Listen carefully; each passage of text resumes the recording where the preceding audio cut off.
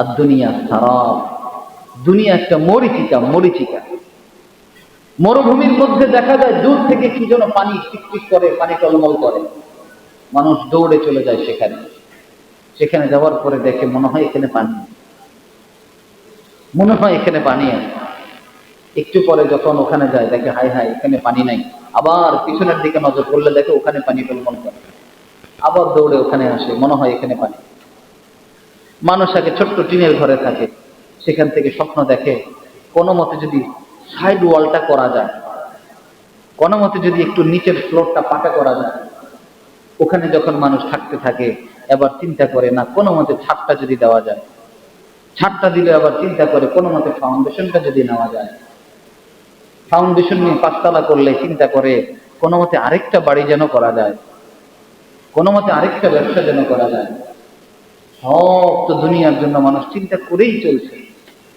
কিসের জন্য চিন্তা করে? যেই জিনিসটা চলেই যাবে তার জন্য চিন্তা করে।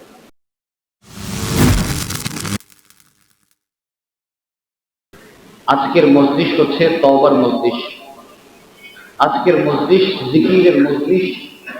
আমরা প্রতি মাসের একটা রাত আল্লাহর ঘরে একসাথে হই।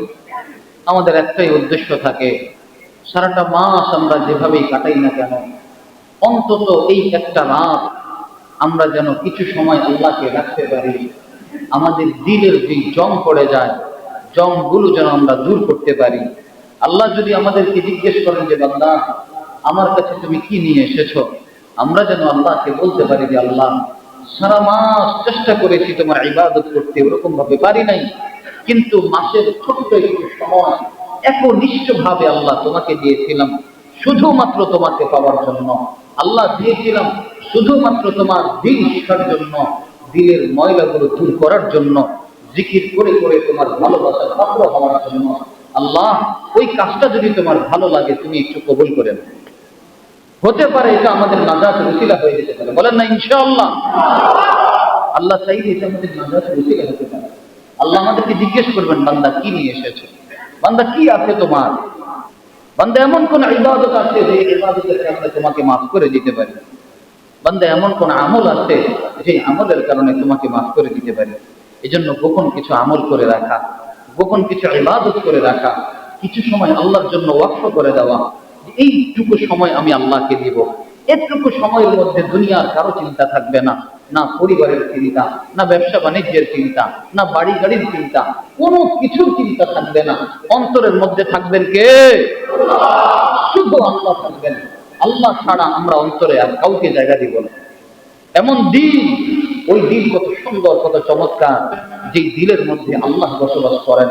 যে বান্দা দুনিয়ার প্রত্যেকটা কাজ করার আগে চিন্তা করে আমি যে কাজটা করব এই কাজে আমার আল্লাহ খুশি আছেন কিনা, আমি যে কাজটা করব এই কাজে আমার আল্লাহ রাজি আছেন কিনা। প্রতিটা কাজে বান্দা যদি চিন্তা করে যে আল্লাহ রাব্বুল আলামিন আমাকে দুনিয়াতে খালি ক্ষেত খামার করার জন্য পাঠান নাই, আল্লাহ দুনিয়াতে কেবলমাত্র আমাকে জীবিকা নির্বাহ করার জন্য পাঠান নাই, আল্লাহ দুনিয়াতে আমাকে কেবল খাও দাও ফুর্তি করো ঘুমাও এই জন্য আল্লাহ তাআলা পাঠান নাই। আল্লাহ তো আমাকে আপনাকে পাঠিয়েছেন, একটা উদ্দেশ্য আছে, একটা মাকসাদ আছে। কি সেই মাকসাদ? বান্দা আল্লাহর বান্দা আল্লাহর পরিচয় জানবে, আল্লাহর বান্দা আল্লাহকে চিনবে, আল্লাহর বান্দা আল্লাহর ইবাদত করবে, আল্লাহর বান্দা আল্লাহর বন্দেগী করবে। আল্লাহ যেভাবে বলেছেন, রাসূল যেভাবে বলে গেছেন সেইভাবে বান্দা ইবাদত করবে, সেইভাবে বন্দেগী করবে। এই জন্যই তো আল্লাহ আমাদেরকে পাঠিয়েছেন। কথা বলেন ঠিক কিনা? যেহেতু আল্লাহ তাআলা আমাদেরকে আল্লাহর ইবাদতের জন্য পাঠিয়েছেন, আল্লাহর বন্দেগীর জন্য পাঠিয়েছেন, আমরা যদি আমাদের নিজেদেরকে প্রশ্ন করি কেন আমরা দুনিয়াতে আসলাম, কেন এই দুনিয়াতে আল্লাহ আমাদেরকে পাঠিয়েছেন, আমাদের মন থেকে কি উত্তর আসবে? আল্লাহ বলেন ওয়ামা খালাকতুল জিন্না ওয়াল ইনসা ইল্লা লিয়াবুদুন, জিন জাতি এবং মানব জাতিকে আমি সৃষ্টি করেছি আমার ইবাদতের জন্য। তার মানে বোঝা যায় আমরা যে দুনিয়াতে আসলাম কার ইবাদতের জন্য? আল্লাহর ইবাদতের জন্য। এখন যদি আমরা আমাদের নিজেদেরকে প্রশ্ন করি তাহলে আমরা কি করছি? আল্লাহ তো পাঠালেন আল্লাহর ইবাদতের জন্য, কিন্তু আমরা কি করছি? আমাদের কি কাজ? এখন দেখব কেউ হয় আমরা আমাদের আসল বাড়িকে ভুলে আছি, কেউ আমরা আমাদের আসল কাজকে ভুলে আছি, কেউ আমরা আমাদের যেই আল্লাহ রাব্বুল আলামিন যে জন্য আমাকে আপনাকে পাঠিয়েছেন আমরা ওই কাজ ভুলে আমরা ভিন্ন রাস্তার দিকে চলা শুরু করলাম। একটু চিন্তা করে দেখেন না, সারাদিন কতটুকু সময় আমরা আল্লাহকে ডাকি, কতটুকু সময় আমরা আল্লাহকে দেই। আরে আমার জীবনের সমস্ত কাজকর্ম ফেলে রেখে এরপর কতটুকু সময় আল্লাহকে দিচ্ছি বল। হিসাব যদি করতে যাই দেখা যায় সারা দিনের বেশিরভাগ সময় আমাদের দুনিয়ার কাজে ব্যয় হয়। আল্লাহকে টুটা ফাটা 2-1 মিনিট দিয়ে দিই, তাও যখন আসি তখনও চিন্তা থাকে কখন বের হব। যখন আমরা একটু নামাজের জন্য আসি তখন চিন্তা হয় কখন বের হব। ইমাম সাহেব একটু কেরাতটা লম্বা করলে তখন আর ভালো লাগে, তখন চিন্তা হয় কবে কেরাতটা শেষ করে। অনেক মানুষ দেখে অমুক মসজিদে কেরাতটা লম্বা হয়, এজন্য সে সেখানে যায় না, যেই মসজিদে কেরাত ছোট হয় ওই মসজিদে যায়। আমাদের অবস্থা এরকম, এমন হলো আমাদের অবস্থা। তাহলে আমরা কি করছি বলো? 1 নম্বর প্রশ্ন করলাম যে আল্লাহ কেন পাঠালেন, 2 নম্বর প্রশ্ন করলাম তাহলে আমরা করছি কি। 3 নম্বর প্রশ্ন যদি আমরা নিজেদেরকে করি, কতদিন আমরা দুনিয়াতে থাকবো বলেন, কতদিন থাকবো? কেউ বলতে পারবেন? আরে কথা বলে না, পারবেন? কতদিন দুনিয়াতে থাকবো আমরা? কোনো গ্যারান্টি আছে? নাই তো কোনো গ্যারান্টি। কতদিন দুনিয়াতে থাকবো সেটারও কোনো গ্যারান্টি নেই। কতদিন থাকবো সেটারও কোনো গ্যারান্টি নেই। তাহলে আবার চিন্তা করে দেখেন, এমন একটা জীবনের পিছনে ছুটছি আমরা যে জীবনের কোনো গ্যারান্টি নাই। আমরা এমন পণ্য সহজে কিনতে চাই না যেই পণ্যের গ্যারান্টি দেয় না। আমরা যদি একটা ফ্যান কিনতে যাই জিজ্ঞেস করি গ্যারান্টি কতদিন। একটা লাইট কিনতে যাই জিজ্ঞেস করি গ্যারান্টি কতদিন। কোনো বস্তু কিনতে গেলেই আগে জিজ্ঞেস করি গ্যারান্টি আছে কিনা। তাহলে আমি যে এই দুনিয়ার জন্য বাড়ি করছি, আমি যে এই দুনিয়ায় থাকার জন্য সারাটা দিন ব্যয় করে দিচ্ছি, জীবনের প্রতিটা মুহূর্ত প্রতিটা সময় যে দুনিয়া দুনিয়া দুনিয়া করতে করতে আমি যে ব্যয় করছি, তাহলে আমার এই দুনিয়ার গ্যারান্টি কতদিন? তাহলে এমন একটা জীবনের পিছনে ব্যয় করছি সময় যেটার কোনো গ্যারান্টি নেই। এই বর্তমান জামানায় কেউ যদি গ্যারান্টি ছাড়া একটা লাইটও কেনে, মানুষ বলবে তুমি তো বোকা মেয়ে, অন্তত 2-3 বছরের গ্যারান্টিওয়ালা লাইট তো পাওয়া যায়। টাকা খরচ করো, একবারে খরচ করো, বারবার খরচ করবে কেন? তোমার যদি এই গ্যারান্টিওয়ালা লাইট তুমি কেন, নষ্ট হবে দোকানদার আবার ফিরিয়ে দেবে, শেষ হয়ে যাবে আবার ফিরিয়ে দেবে। আর নন গ্যারান্টিওয়ালা লাইট যদি তুমি কেন, নষ্ট হয়ে গেলে শেষ। বিষয়টা এমন না? তাহলে আবার চিন্তা করে দেখেন, আমাদের জীবনের কোনো গ্যারান্টি নেই, কোনো গ্যারান্টি নেই। হয় আজকেও মারা যেতে পারি, হয় কালকেও যেতে পারি, অথবা একটু পরেই যেতে পারি। একবার এক পত্রিকার মধ্যে দেখেছিলাম, কে যেন একটা গান বানিয়েছিল 1 সেকেন্ডের নাই ভরসা। সে নাকি গানটা বানিয়ে নাকি মারা গেছে, সে নাকি গানটা বানিয়ে নাকি মারা গেছে। আসলেই তো 1 সেকেন্ডের নাই ভরসা, কোনো ভরসা নাই তো। তাহলে এমন জীবনের পিছনে আমরা দৌড়াচ্ছি যে জীবনের কোনো গ্যারান্টি নেই। কেমন বেওকুফ আমরা, চিন্তা করে দেখেন না। কেমন আহমক আমরা, চিন্তা করে দেখেন। ওই আখিরাতের জন্য কিছুই করলাম না যে আখিরাতের গ্যারান্টি আছে। আচ্ছা বলেন তো, আখিরাতের শুরু আছে, আখিরাতের কি কখনো শেষ আছে? তাহলে ওইটার গ্যারান্টি আছে না নাই? তাহলে যেটার গ্যারান্টি আল্লাহ দিয়ে রেখেছেন ওটার জন্য আমাদের কোনো প্রস্তুতিই নাই, ওটার জন্য আমরা কোনো সময়ই বের করি না।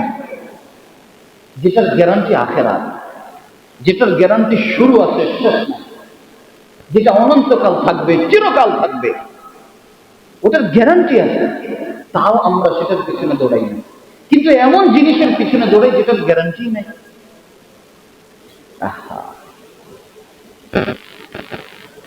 আল্লাহ আমাদেরকে বোঝার তৌফিক দান করুক।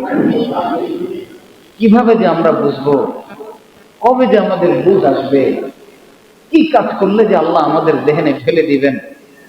দুনিয়া ফানি হ্যায়, দুনিয়া জায়েল হ্যায়, এই দুনিয়া শেষ হওয়া, এই দুনিয়া ক্ষণস্থায়ী, এটা থাকবে না, এটা খালি চলেই যায়। দুনিয়ার পিছনে যতজন সময় দিয়েছেন, যতজন দুনিয়া দুনিয়া করেছে, দুনিয়া কাউকেই তো জায়গা দিল না, দুনিয়া কাউকেই তো নিজের কাছে রাখলো না, দুনিয়া তো সবাইকেই ফেলে দিল। কবর তো কাউকে ছাড়লো না। কিসের টাকাওয়ালা, কিসের বাড়িওয়ালা, কিসের গাড়িওয়ালা, কিসের কিসের রাজা, কিসের বাদশাহ, কিসের নবী, কিসের রাসূল, কিসের ওলি আউলিয়া, কিসের গাউস কুতুব, কাউকে তো দুনিয়া রাখে না। সবাইকে তো ফেলেই দেয় দুনিয়া, কাউকে জায়গা দেয় না। তাহলে আমি আপনি কেমনে থাকবো বলো? আমি আপনি কিভাবে থাকবো? অথচ ওই জীবনের আমাদের কোনো প্রস্তুতিই নাই। একটু চিন্তা করে দেখেন না কি প্রস্তুতি আছে বলো। আজকে যদি মালাকুল মউত এসে বলে চলো তোমার সময় হয়ে গেছে, ভাই বলেন আমরা কি প্রস্তুত?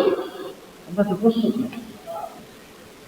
আজকে যদি মালাকুল মউত এসে বলে যে ঠিক আছে চলো, দেখবো জীবনে কত নামাজ কাজা হয়ে আছে, দেখবো জীবনে কত রোজা কাজা হয়ে আছে, দেখবো জীবনে আমার কাছে কত পরের হক হয়ে গেছে, দেখবো জীবনে কত কিছু ফেলে এসেছি, বাচ্চা কাচ্চাকে এখনো মানুষ করতে পারলাম না, এখনো আমার ইন্তেকালের পর আমার বিবি বাল বাচ্চা কিভাবে চলবে ওইটারও ফিকির করতে পারলাম না, আমার মৃত্যুর পর আমার কবরের জগৎটা কেমন হবে সেটাও কোন রকম ভাবে কোনো কিছুই করতে পারলাম না। আল্লাহ যে প্রশ্ন করবে যে বান্দা কি নিয়ে এসেছো, আল্লাহকে বলবো যে আল্লাহ এটা নিয়ে এসেছি, ওরকম কোনো সামানও তো তৈরি করতে পারলাম না। দেখবো যে নিজের খাতায় খালি শূন্য আর শূন্য, কিছুই নাই, কিছুই নাই। তাহলে বলেন আমরা কিসের পিছনে দৌড়াই? আর দুনিয়া সারাপ, দুনিয়া একটা মরিচিকা, মরিচিকা। মরুভূমির মধ্যে দেখা যায় দূর থেকে কি যেন পানি টিকটিক করে, পানি টলমল করে, মানুষ দৌড়ে চলে যায় সেখানে। সেখানে যাওয়ার পরে দেখে মনে হয় এখানে পানি, মনে হয় এখানে পানি আছে। একটু পরে যখন ওখানে যায় দেখে হাই হাই এখানে পানি নাই, আবার পিছনের দিকে নজর করলে দেখে ওখানে পানি টলমল করে, আবার দৌড়ে ওখানে আসে, মনে হয় এখানে পানি। মানুষ আগে ছোট্ট টিনের ঘরে থাকে, সেখান থেকে স্বপ্ন দেখে কোনো মতে যদি সাইড ওয়ালটা করা যায়, কোনো মতে যদি একটু নিচের ফ্লোরটা পাকা করা যায়, ওখানে যখন মানুষ থাকতে থাকে এবার চিন্তা করে না কোনো মতে ছাদটা যদি দেওয়া যায়, ছাদটা দিলে আবার চিন্তা করে কোনো মতে ফাউন্ডেশনটা যদি নেওয়া যায়, ফাউন্ডেশন নিয়ে পাঁচতলা করলে চিন্তা করে কোনো মতে আরেকটা বাড়ি যেন করা যায়, কোনো মতে আরেকটা ব্যবসা যেন করা যায়। সব তো দুনিয়ার জন্য মানুষ চিন্তা করেই চলছে। কিসের জন্য চিন্তা করে? যেই জিনিসটা চলেই যাবে তার জন্য চিন্তা করে। কিসের জন্য ফিকির করে? যেটা থাকবে না আমার হাতে সেটার জন্য ফিকির করে। আল্লাহ রসুল একজন সাহাবীদেরকে জিজ্ঞেস করছিলেন তোমাদের নাতির সম্পদ নিয়ে তোমাদের কোনো আগ্রহ আছে? বললেন যে না, নাতির সম্পদ নিয়ে কার আগ্রহ থাকে? বলেন আমাদের নাতি হবে, নাতির ঘরের পন্তিন হবে, তারা কি করবে না করবে এত টেনশন করার সময় আমাদের আছে? এমন না যে আমরা সেই নাতির জন্য সম্পদ জমা করছি, বিষয়টা তো তা না। আল্লাহ রসুল সাল্লাল্লাহু আলাইহি ওয়াসাল্লাম বললেন তোমরা তো সেটাই করছো। এই যে আজকে চিন্তা করেন আমি যে সম্পদ অর্জন করে রেখে যাব কে নিবে? আমার পরে আমার সন্তান, তারপরে নাতি ভোগ করবে। তাহলে এমন একটা জেনারেশনের জন্য, এমন একটা প্রজন্মের জন্য আমরা মেহনত করছি, কষ্ট করছি, শ্রম দিচ্ছি, যাকে আমি চিনি না, যাকে আমি জানিও না। তাহলে কেমন আহাম্মক আমরা চিন্তা করে দেখি। এমন একটা প্রজন্মের জন্য আমরা আমাদের রক্ত মাংসকে পানি করে দিচ্ছি, এমন একটা প্রজন্মের জন্য আমরা দুনিয়া দুনিয়া করতে করতে আখিরাতকে নষ্ট করে দিচ্ছি, যার সাথে আমাদের কোনো পরিচয় নেই, কিংবা জীবনে কোনোদিন তার সাথে দেখা হবে কিনা তাও জানি না। কেমন মানুষ আমরা বলো? আমরা খালি চিন্তা করি যে আমার ছেলেটা মনে হয় বোকা, এত কিছু করতে পারবে। সব বাপ মা এমনই চিন্তা করে, প্রত্যেকটা বাপ মা এটাই চিন্তা করে ছেলে কি করে খাবে, ও তো তেমন কিছু করে খেতে পারবে না, ঠিক আছে একটা কাজ করি আমি ওর জন্য সবকিছু গুছিয়ে দেব। আপনার বাবা আপনার জন্য কি গোছাই গেছে? কতটুকু করে গিয়েছিল আপনার বাবা আপনার জন্য? হিসাব করেন। আপনি কি দুনিয়াতে চলছেন না? আপনি কি খেতে পারছেন না? পারছেন তো, হচ্ছে তো। প্রত্যেকটা মানুষ তার রিজিক নিয়ে দুনিয়াতে আসে, প্রতিটা মানুষ তার রিজিক নিয়ে দুনিয়াতে আসে। আপনি চিন্তা করবেন যেদিন থেকে আপনার সন্তান ইনকাম করা শুরু করবে ওদিন থেকে আপনার রিজিক কমে যাবে। আপনি লিখে নেন, যেদিন আপনার ঘর থেকে বাবা চলে যাবে দেখবেন আপনার রিজিক আরো কমে যাবে। যেদিন আপনার ঘর থেকে মা চলে যাবে দেখবেন আরো কমে যাবে। কারণটা কি? প্রত্যেকটা মানুষ তার রিজিক নিয়ে আসে। তাহলে এত টেনশন করে কি লাভ? হ্যাঁ, সন্তানকে একটু মানুষের মতো মানুষ করতে পারলে আলহামদুলিল্লাহ, এটাই তো বড় সম্পদ। এটার চাইতে সম্পদ আর কি হতে পারে? সন্তান যদি যোগ্যবান হয়, মানুষের মতো মানুষ হয়, আরে ও নিজে সম্পদ তৈরি করে নেবে। আর সন্তান যদি যোগ্যবান না হয়, মানুষের মতো মানুষ না হয়, আপনি যদি অট্টালিকাও তৈরি করে যান, ও বিক্রি করে করে খাবে, ও শেষ করে ফেলবে সবকিছু। এই জন্য ভাই, এমন জিনিসের পিছনে দৌড়ানো যাবে না যে জিনিসে না আমি থাকতে পারবো, যে জিনিসে না আমার সন্তান থাকতে পারবে। এমন জিনিসের পিছনে দৌড়ানো চাই যেখানে আমি থাকবো, আমার সন্তান থাকবে, অনন্তকাল চিরকাল যেন আমি সেই আখিরাতে থাকতে পারি। ওই জায়গার মধ্যে আমাদের চেষ্টা করতে হবে, মেহনত করতে হবে। আল্লাহ আপনি আমাদের সবাইকে বোঝার তৌফিক দান করুন, বলেন আমিন। আমি একটি আয়াতে কারিমা তেলাওয়াত করেছি। আল্লাহ রাব্বুল আলামিন কালামে পাকের মধ্যে বলেন, ওয়া আম্মা মা ইয়ানফাউন নাস ফায়ানকুতু ফিল আরদি। জমিনের মধ্যে যে জিনিসটা মানুষের উপকারে আসে, ওই জিনিসটা জমিনে থেকে যায়। এরপরে রাসূলুল্লাহ সাল্লাল্লাহু আলাইহি ওয়াসাল্লাম বলেন, আদ-দীনু আন-নাসীহা। পুরা দিনটাই হচ্ছে একটা নসিহত, পুরা দিনটাই হচ্ছে একটা উপকারী বস্তু। নসিহতের মাধ্যমে মানুষের হৃদয় খোলে, দিল খোলে। এখানে আমরা যারা আছি সবাই জানি দুনিয়া থাকবে না। এখানে আমরা যারা আছি সবাই জানি যে মৃত্যু আমাদের আসবেই আসবে। এই সম্পদ, বাড়ি গাড়ি সব কিছু রেখে আমাদের চলে যাওয়া লাগবে। কাফনের কাপড়ের তো পকেট নাই যে পকেটে করে কিছু নিয়ে আমরা যেতে পারবো, সবাই আমরা জানি। কিন্তু তারপরও আলোচনার মাধ্যমে, নসিহতের মাধ্যমে বান্দার ঈমানটা পাকা হয়, বান্দার ঈমান বাড়তে থাকে। এই জন্যই আল্লাহ বলেন, ওয়াযাক্কির ফাইন্না যিকরা তানফাউল মুমিনিন। হে নবী, আপনি বেশি বেশি আলোচনা করেন। আলোচনার মাধ্যমে মুমিনের হৃদয়টা তাজা হয়, আলোচনার মাধ্যমে মুমিন উপকার পায়। মুমিনের দিন তখন আস্তে আস্তে ঘুরতে থাকে আখিরাতের দিকে। আদ-দীনু আন-নাসীহা, পুরো দিনটাই হচ্ছে নসিহত। রাসূলুল্লাহ সাল্লাল্লাহু আলাইহি ওয়াসাল্লাম আমাদেরকে বলে গিয়েছেন যে বান্দা নসিহত শুনবে, নসিহত মানবে, ওই বান্দাই সফল কাম। আল্লাহ তাআলা কোরআনে বলেন, ওয়া আম্মা মা ইয়ানফাউন নাস, আর যে জিনিসটা দুনিয়াতে মানুষের উপকারে আসে, ফায়ানকুতু ফিল আরদি, ওটা জমিনের মধ্যে চিরস্থায়ী থাকে। যেমন মনে করেন আপনি একটা মসজিদ তৈরি করলেন, মানুষের উপকারে আসলো কি আসলো না? এটা জমিনের মধ্যে থেকে যায়, নেকের আমল। আপনি একটা রাস্তা তৈরি করে দিলেন, মানুষের উপকারে থাকবে, মানুষের উপকারে লাগছে। তেমনি ভাবে উত্তম চরিত্র, উত্তম আখলাক, ওই উত্তম চরিত্র, উত্তম আখলাক, এটা চিরস্থায়ী ভাবে জমিনের মধ্যে বেঁচে থাকে। এমনও মানুষ দেখবেন দুনিয়া থেকে চলে গেছে, আজকে 100 বছর পরেও আমরা তার আলোচনা করি। কেন? তার উত্তম আখলাক দুনিয়াতে রয়ে গেছে। ওই মানুষ নাই, কিন্তু তার উত্তম আখলাক এখনো চলছে। খাজা মঈনুদ্দিন চিশতি রহমতুল্লাহি আলাইহি, আমরা কেউ দেখেছি এখানে? নিজামুদ্দিন আউলিয়া রহমতুল্লাহি আলাইহি কেউ দেখেছি? শামসুল হক ফরিদপুরি রহমতুল্লাহি আলাইহি কেউ দেখেছি? দেখেন তো তাদের জন্য আমাদের অন্তরে কি পরিমাণ মায়া, মোহাব্বত। আমাদের সামনে যদি কেউ আল্লাহর ওলিকে গালি দেয়, বলেন এটা কি আমাদের সহ্য হবে? নাকি আমরা পুরো আরো রাগ হয়ে যাব, রাগে টকবক করবো যে তুমি আল্লাহর ওলিকে গালি দাও, এত বড় সাহস পাও কই? ওই যে ওনারা দুনিয়ার মধ্যে নেকির কাজগুলো ছড়িয়ে গেছেন, ওনারা দুনিয়ার মধ্যে নেকির কাজগুলো করে গেছেন।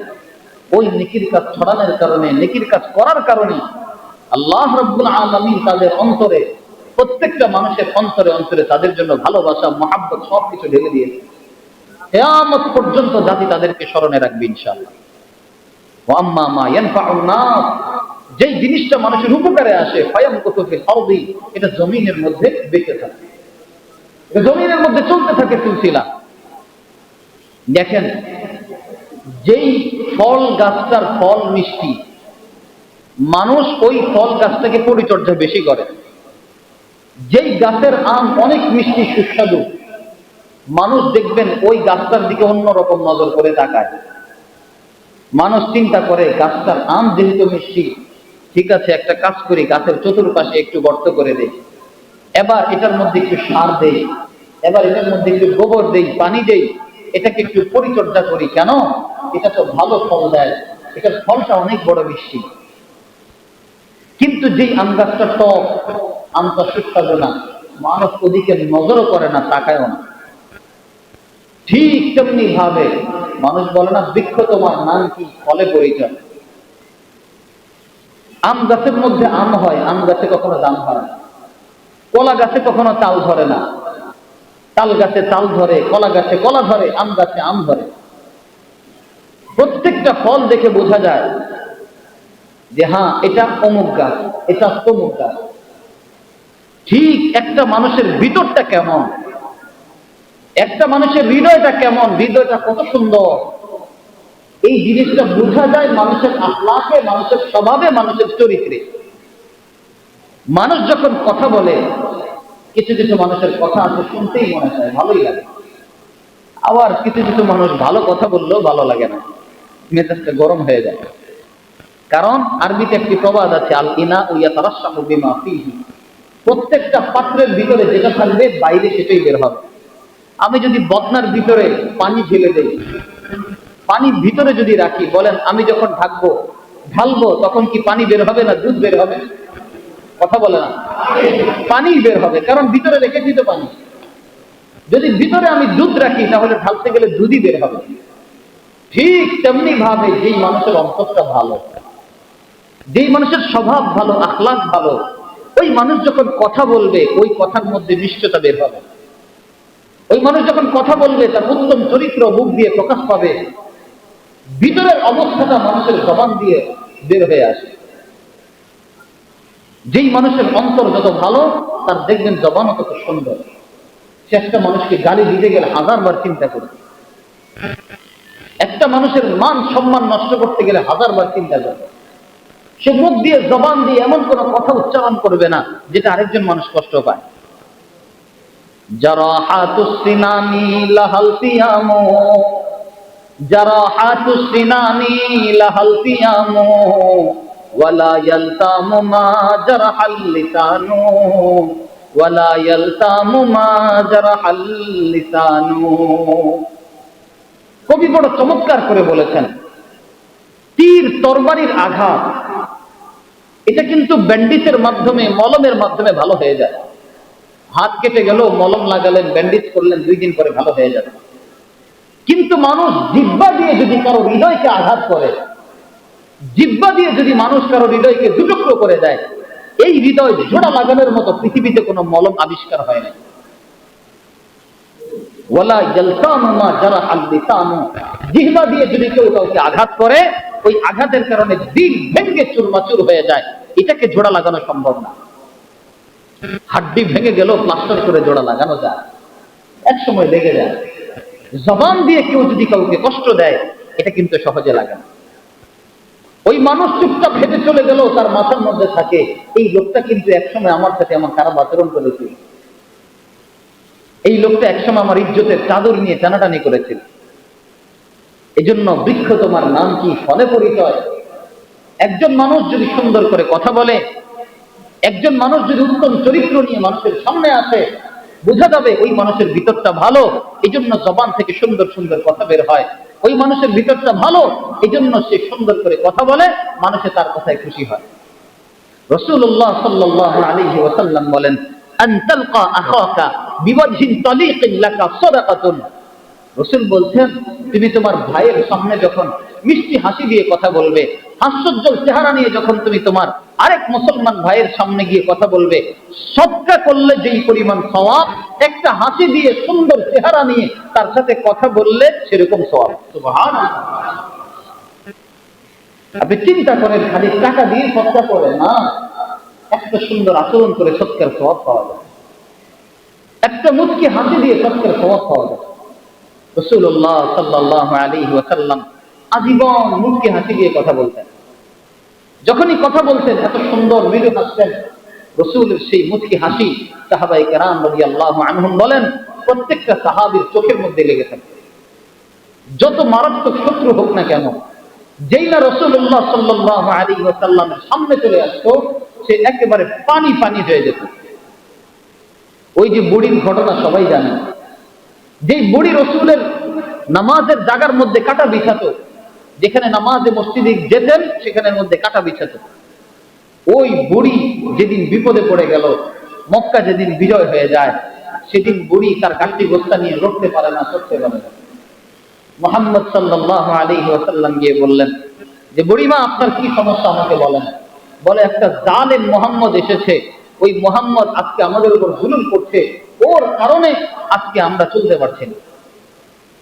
আপনি চিন্তা করে দেখেন যে তাকে এত কষ্ট দিল, সেই জালেম মুহাম্মদ তার খোঁজ খবর নিচ্ছে, যাকে সে এতক্ষণ জালেম বলছে। এরপরে বললেন, ঠিক আছে আমি আপনাকে রাস্তা পার করে দিয়ে আসি। সে মাথায় নিয়ে তাকে রাস্তা পর্যন্ত পার করে দিল। যখন তাকে রেখে চলে আসছে, জিজ্ঞেস করলো, ও যুবক, তোমার পরিচয় তো বললা না, তুমি কে? এরপরে বললেন যে, বুড়িমা, এতক্ষণ পর্যন্ত যাকে আপনি জালেম মুহাম্মদ বলেছেন, আমি সেই মুহাম্মদ।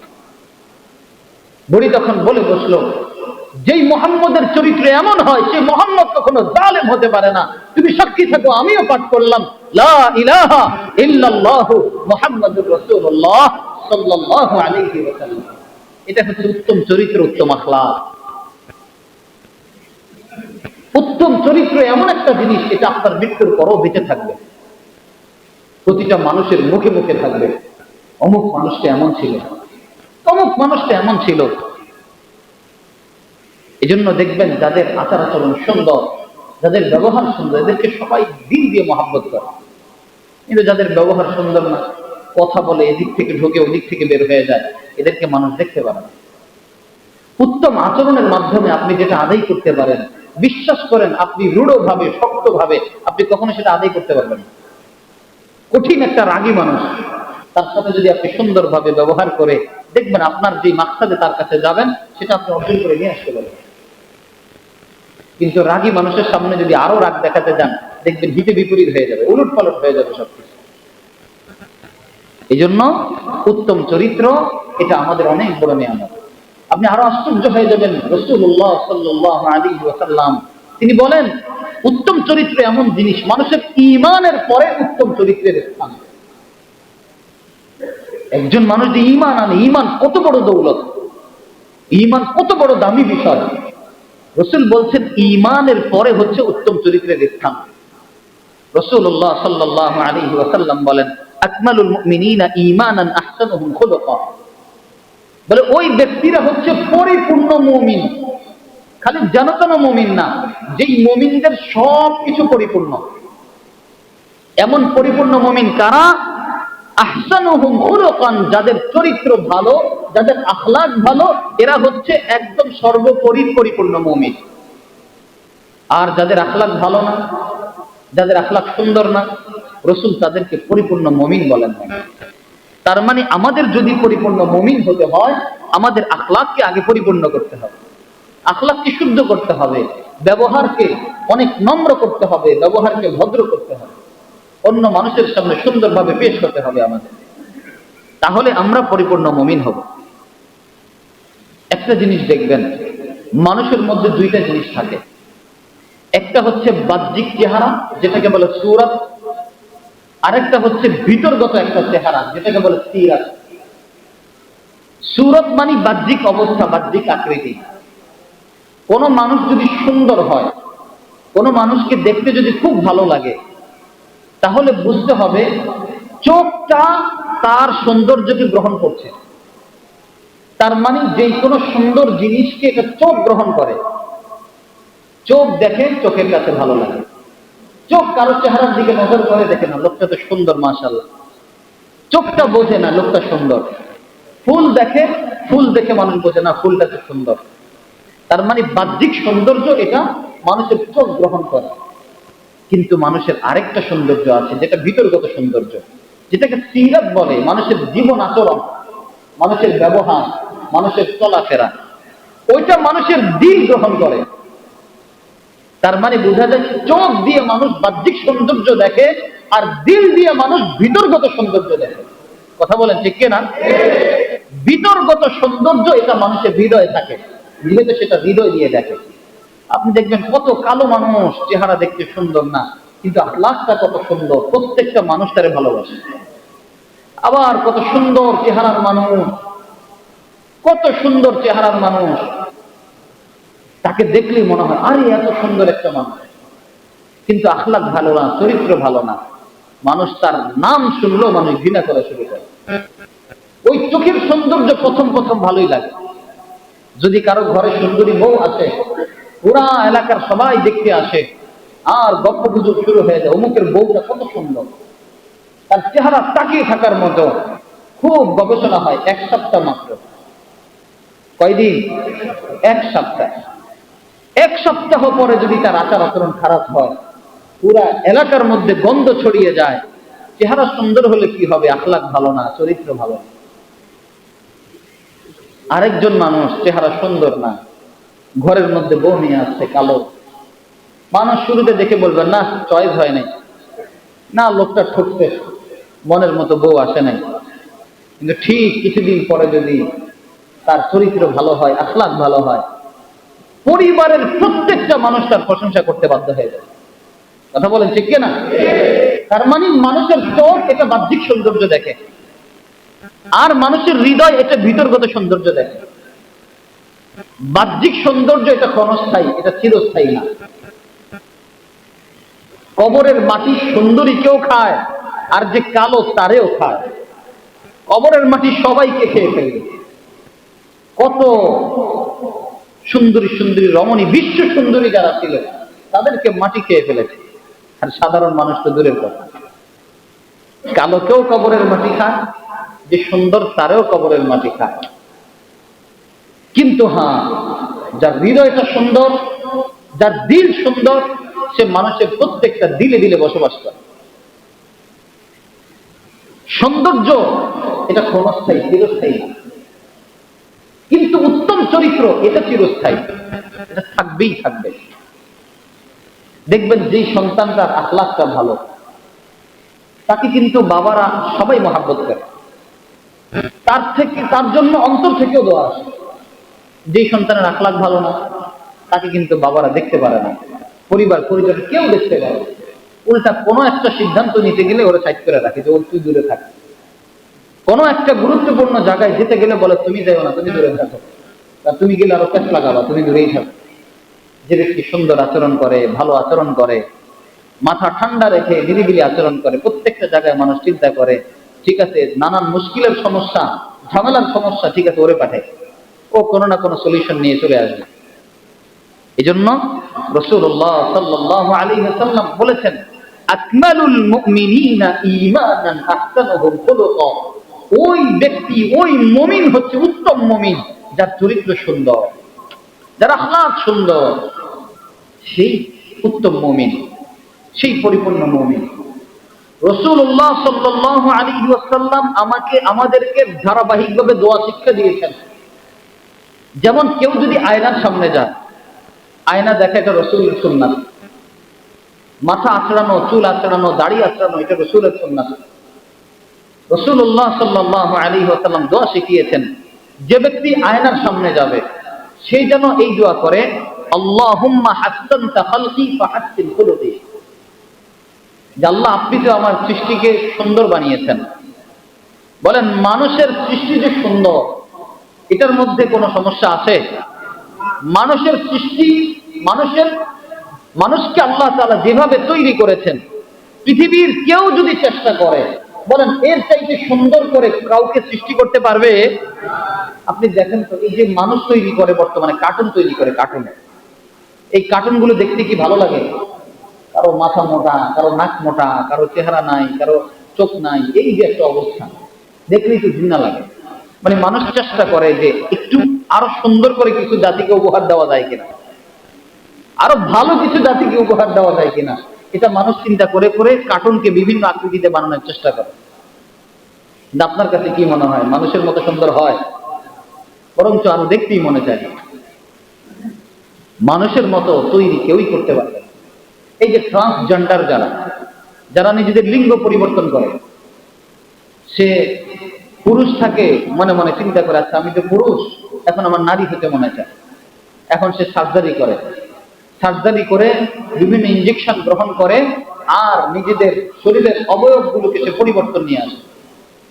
এটাও ক্ষণস্থায়ী। পুরুষ তার নিজের লজ্জাস্থান কেটে এরপরে নারীদের মতো লজ্জাস্থান তৈরি হয়, কিন্তু কোনো কাজের না, আগামী লেখক।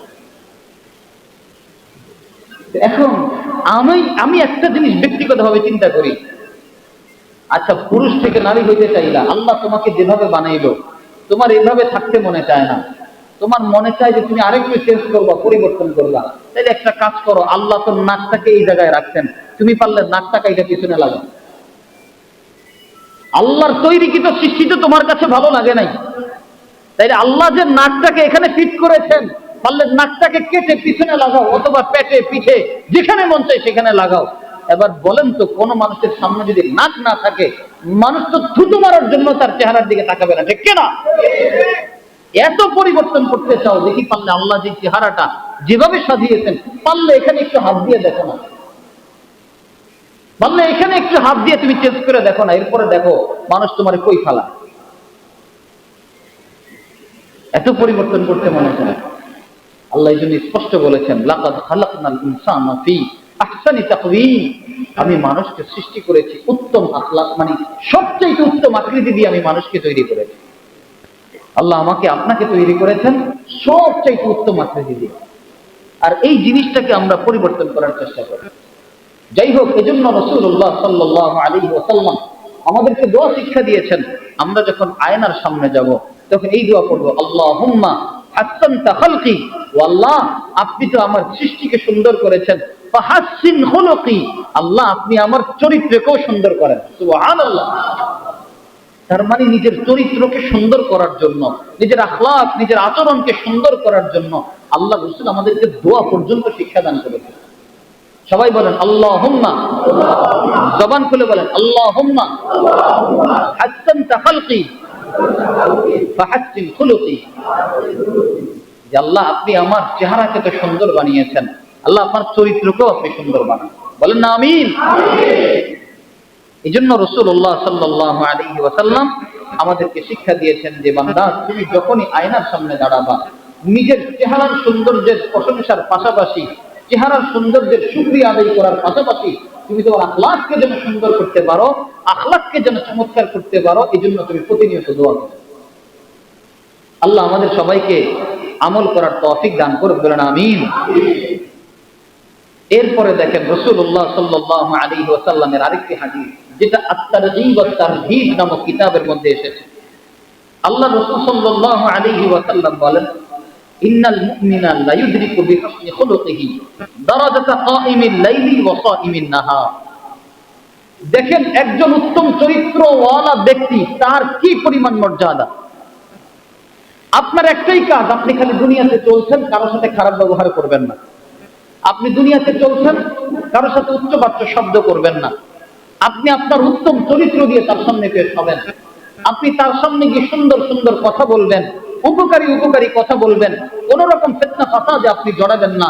আপনার ব্যাপারে রাসূলুল্লাহ সাল্লাল্লাহু আলাইহি ওয়াসাল্লাম বলছেন, ইন্নাল মুমিনা লা ইউদরিকু বিহুসনি খুলুকিহি, মুমিন যদি উত্তম চরিত্র অবলম্বন করে, সে উত্তম চরিত্রের মাধ্যমে কি কি পাবে জানেন?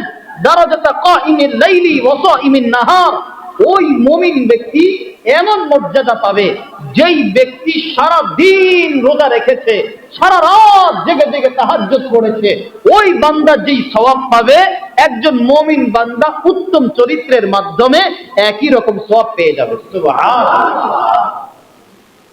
কি লাগে আর বলেন, উত্তম চরিত্রের মাধ্যমে সারা দিন আমি ইবাদতে কাটাতে পারবো। তাইলে দুনিয়ার সমস্ত কাজকে আমি দিন বানিয়ে ফেলতে পারবো। দুনিয়ার সমস্ত ইবাদত বন্দেগীকে, সমস্ত কাজ, সমস্ত মানুষের সাথে আচরণ ব্যবহারকে আমি চাইলে আখিরাত বানিয়ে ফেলতে পারবো। রাসূল বলেন, তাহাজ্জুদ করছো সারা রাত, রোজা রেখেছো সারাদিন, ওই রোজার সওয়াবও তুমি পাবে, তাহাজ্জুদের সওয়াবও তুমি পাবে, শুধুমাত্র উত্তম চরিত্রের সাথে মানুষের সামনে পেশ হবে। আর কি লাগে বলেন? অথচ আমরা সবচাইতে এই বিষয় বেখেয়াল। ঠাস করে একটা কথা বলে ফেলি, কে রাগ হলো, কে খুশি হলো, কে নারাজ হলো। আমাদের কোনো চিন্তাই নেই, ফিকিরও করি না।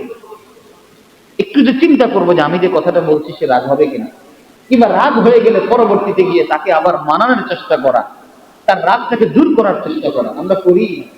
আমরা আমাদের ইগো নিয়ে থাকি খেলে, যে হ্যাঁ আমি তার কাছে কেন যাব, আমি তার সাথে কেন ছোট হতে যাব, অন্যায় তো তার ছিল, আমার ছিল না। আমাদের নিজেদের অন্যায় তো নিজেদের চোখেই পড়ে না, আরেকজনকেই সবসময় দোষী মনে হয়। দেখবেন ভাই ভাই যখন লাগে, তখন এই ভাইয়ের পরিবারের সাথে যদি কথা বলেন, বলবে আমার চাচা ভালো না। ওই ভাইয়ের পরিবারের সাথে কথা বললে সেও বলবে আমার চাচা ভালো না। এও বলবে আমার চাচি ভালো না, সেও বলবে আমার চাচি ভালো না। এ বলবে আমার চাচাতো ভাই জ্যাঠাতো ভাই কেউ ভালো না, সেও বলবে আমার চাচাতো ভাই জ্যাঠাতো ভাই কেউ ভালো না। ওই যে আমাদের ভিতরে ইগো কাজ করে। হোক না বড় ভাই একটা কথা বলে ফেলেছে, ছোট ভাই একটু মেনে নেন না, অথবা ছোট ভাই একটু বেয়াদবি করে ফেলেছে, বড় ভাই ক্ষমা সুন্দর দৃষ্টিতে দেখে তাকে আবার আগলাই নেন না, জীবন কত সুন্দর হয়ে যেত, কোনো মারামারি থাকতো না, হানাহানি থাকতো না। কিন্তু আমাদের একটা জিনিস ইগো, আমি কেন তার সাথে ছোট হতে যাব, তার বউ কেন আমাকে কথা শোনাইল, সে কেন আমাকে এই কথা বললো, না প্রশ্নই আসে না, তার সাথে কোনো সম্পর্ক নেই। আমরা মুহূর্তে সম্পর্কে নাই করে দিই, একটা বারও চিন্তা করি না উত্তম চরিত্র কত বড় নিয়ামত। আবার দেখবেন এমন মানুষ ওইদিকে ঘরে সম্পর্ক ছিন্ন করে আসে, এইদিকে মসজিদে এসে নামাজ পড়ে, ওইদিকে ঘরের সম্পর্ক ছিন্ন করে আসে, ওইদিকে সারাদিন রোজা রাখে, সারা রাত তাহাজ্জুদ পড়ে। এমন মানুষ আছে না নাই? অথচ আপনি যেই কষ্টটা মসজিদে এসে করছেন, যেটা সারাদিন রোজা রেখে করছেন, আপনি শুধু উত্তম চরিত্রের মাধ্যমেই তো নামাজের সওয়াব পেয়ে যাচ্ছেন, উত্তম চরিত্রের মাধ্যমেই তো রোজার সওয়াব পেয়ে যাচ্ছেন, উত্তম চরিত্রের মাধ্যমেই তো তাহাজ্জুদের সওয়াব পেয়ে যাচ্ছেন। আল্লাহু আকবার। আল্লাহ আমাদের সবাইকে উত্তম চরিত্রের সাথে চলার তৌফিক দান করুক, বলেন আমিন। রাসূলুল্লাহ সাল্লাল্লাহু আলাইহি ওয়াসাল্লাম বলেন, তাকে একবার সাহাবায়ে কেরামরা জিজ্ঞেস করছিলেন, ইয়া রাসূলুল্লাহ, সবচেয়ে উত্তম জিনিস কি? আল্লাহ রাসূল সাল্লাল্লাহু আলাইহি ওয়াসাল্লাম বলেন, কাউকে যদি উত্তম চরিত্র দেওয়া হয়, হুসনুল খুলুক, উত্তম চরিত্র যদি কাউকে দেওয়া হয়, ওই বান্দাকে কেমন যেন পৃথিবীর সমস্ত নিয়ামত দিয়ে দেওয়া হলো। কেউ যদি উত্তম চরিত্রের অধিকারী হয়, তাহলে সে কেমন যেন পৃথিবীর অন্যান্য সমস্ত নিয়ামতের ভাগীদার হয়ে গেল। উত্তম চরিত্র এত দামি জিনিস, উত্তম চরিত্র আল্লাহর কাছে এত প্রিয়। আয়েশা সিদ্দিকা রাদিয়াল্লাহু আনহা তিনি বলেন, ফুতিহাতিল মাদিনা বিল আখলাক, বলে এই যে মদিনায় রাসূলুল্লাহ সাল্লাল্লাহু আলাইহি ওয়াসাল্লামের যে একটা প্রভাব, আল্লাহ রাসূল সাল্লাল্লাহু আলাইহি ওয়াসাল্লাম যে পুরো মদিনাকে নিজের হাতের কবজায় নিয়ে নিয়েছেন। আম্মা জান আয়েশা বলে, ফুতিহাতিল মাদিনাতু বিল আখলাক, মদিনাকে বিজয় করেছেন একমাত্র উত্তম চরিত্রের মাধ্যমে। রাসূল পুরো মদিনাকে নিজের কবজায় নিয়েছেন উত্তম চরিত্রের মাধ্যমে। উত্তম চরিত্র এমন একটা জিনিস, মানুষের দিলে দিলে আপনার মহব্বত করবে, মানুষ আপনাকে দিল থেকে মহব্বত করবে।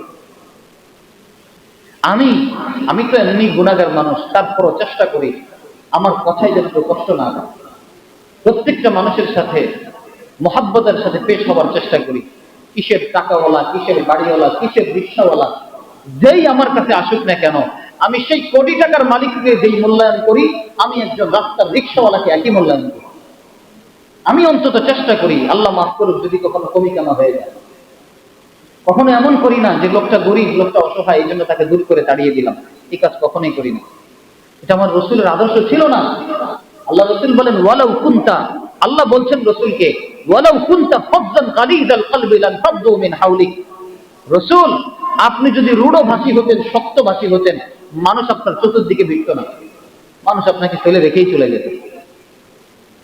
আম্মা জান আয়েশার জন্যই বলেন, ফুতিহাতিল মাদিনা বিল আখলাক, মদিনাকে রাসূল এই যে পুরা বিজয়ের একটা বিজয়ের ভিতরে নিয়ে এসেছেন, এটা একমাত্র আখলাকের মাধ্যমে, চরিত্রের মাধ্যমে। আমাকে অনেক মুসল্লি জিজ্ঞেস করে যে, হুজুর আপনাকে এত মানুষ ভালোবাসে, এত মহব্বত করে, এটা তো আমার কোন ক্রেডিট না, রাসূল বলেই গেছেন যেই ব্যক্তি মানুষের সাথে উত্তম আচরণ করবে সেটা তাকে ভালোবাসবেই। এখন আমার কাছে কেউ যদি আসে, আমি যদি তার সাথে উত্তম আচরণে পেশ করি, ওই লোকটা কেন আমাকে ভালোবাসবে না বলেন? আল্লাহ মাফ করুক, সাধারণত মানুষ যখন একটু উপরের দিকে ওঠে তখন নিচের মানুষদেরকে আর চোখে চোখে দেখে না, হাঁটতে গেলেও তাদেরকে আর চোখে চোখে পড়ে না। এমন মানুষটা মানুষের দিল থেকে চলে যায়, যেই মানুষটা সব সময় চিন্তা করে সবাই আল্লাহর বান্দা, সবাই আল্লাহর বান্দা, সবাই আমরা একটা পরিবারের অন্তর্ভুক্ত, ওই মানুষটা কখনো বিপদে পড়ে না। যখন ওহী এসেছিল, ওহী এসেছে কিভাবে? বিকাসলসালাতিল জারাস, ঘন্টি বাজায় না, ঘন্টি যেভাবে ঢং ঢং ঢং ঢং করে ঘন্টি বাজে, এরকম ঘন্টি বাজাতে বাজাতে জিবরাইল আলাইহিস সালাতু ওয়াস সালাম এসেছিল। ওহী যখন দিয়েছেন, রসুলের গায়ে এমন জ্বর আসলো, এমন কাঁপকাঁপানি শুরু হয়ে গেল, রসুল ভাবলেন যে রসুল মনে হয় মারাই যাবে। রসুল আম্মাজান খাদিজা রাদিয়াল্লাহু আনহাকে বলছেন, ইন্নী খাশিতু আলা নাফসি, আমি আমার মনের মধ্যে এমন ভয় পাচ্ছি আমি মারা যাব, আমি মনে হয় বাঁচব না। এই কথা বলার পরে আম্মাজান আয়েশা বলছেন, কাল্লা, কখনো না, আপনি মরতে পারেন না। কেন? ইন্নাকা লাতাসিলুর রিহমা, আপনি সর্বপ্রথম খাদিজা রাদিয়াল্লাহু আনহা যেই কথাটা বলেছেন, একদম বুখারী শরীফের বাবুল বাদঈ, ওহীর অধ্যায়, শুরুর অধ্যায়ের হাদিস। আম্মাজান খাদিজা রাদিয়াল্লাহু আনহা বলছেন, ইন্নাকা লাতাসিলুর রিহমা, আপনি আত্মীয়তা সম্পর্ক বজায় রাখেন। তার মানে বোঝা গেল, যে ব্যক্তি আত্মীয়তা সম্পর্ক বজায় রাখে, যে ব্যক্তি আত্মীয়দেরকে আগলায় রাখে, আত্মীয়দের সাথে সুন্দর সম্পর্ক বজায় রাখে, ওই বান্দা দুনিয়াতে কখনো নষ্ট হতে পারে না, ওই বান্দা দুনিয়াতে কখনো গোমরাহ হতে পারে না। আত্মীয়তা সম্পর্ক এত বড় জিনিস, উত্তম চরিত্র এত বড় জিনিস।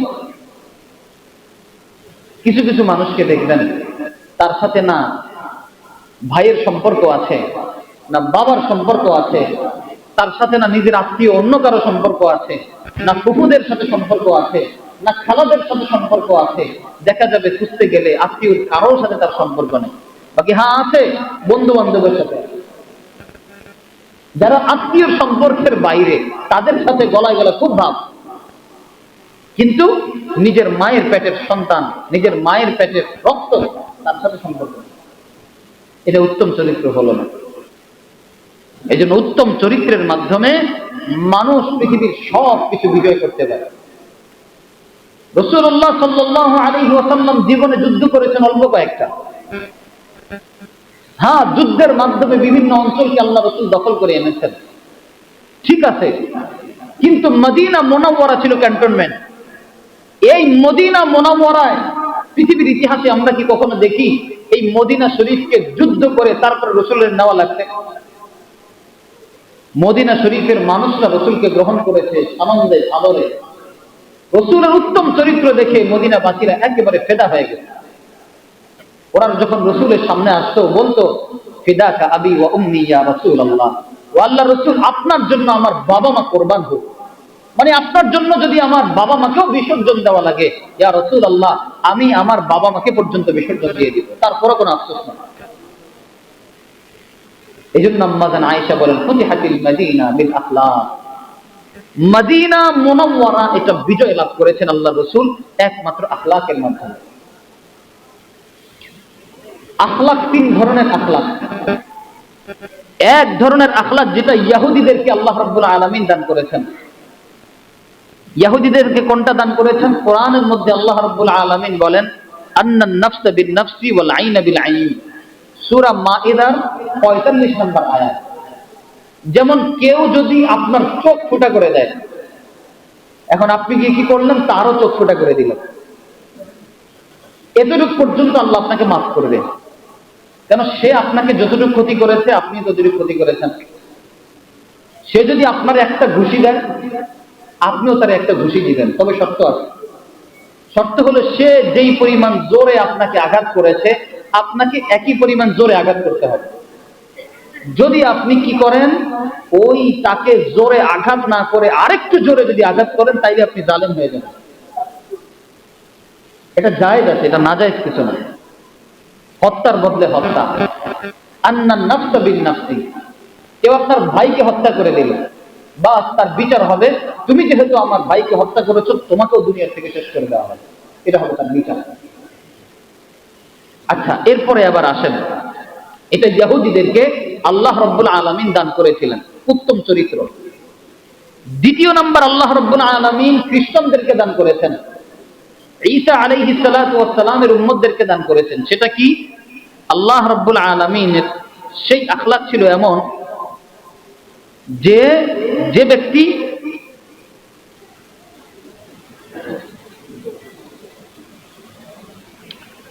কোন বান্দা যদি কোন বান্দাকে আঘাত করে, তাহলে ওই বান্দা কি করবে? ঠিক আছে, তুমি যেহেতু আমাকে আঘাত করেছো, যাও, আমি তোমাকে মাফ করে দিই।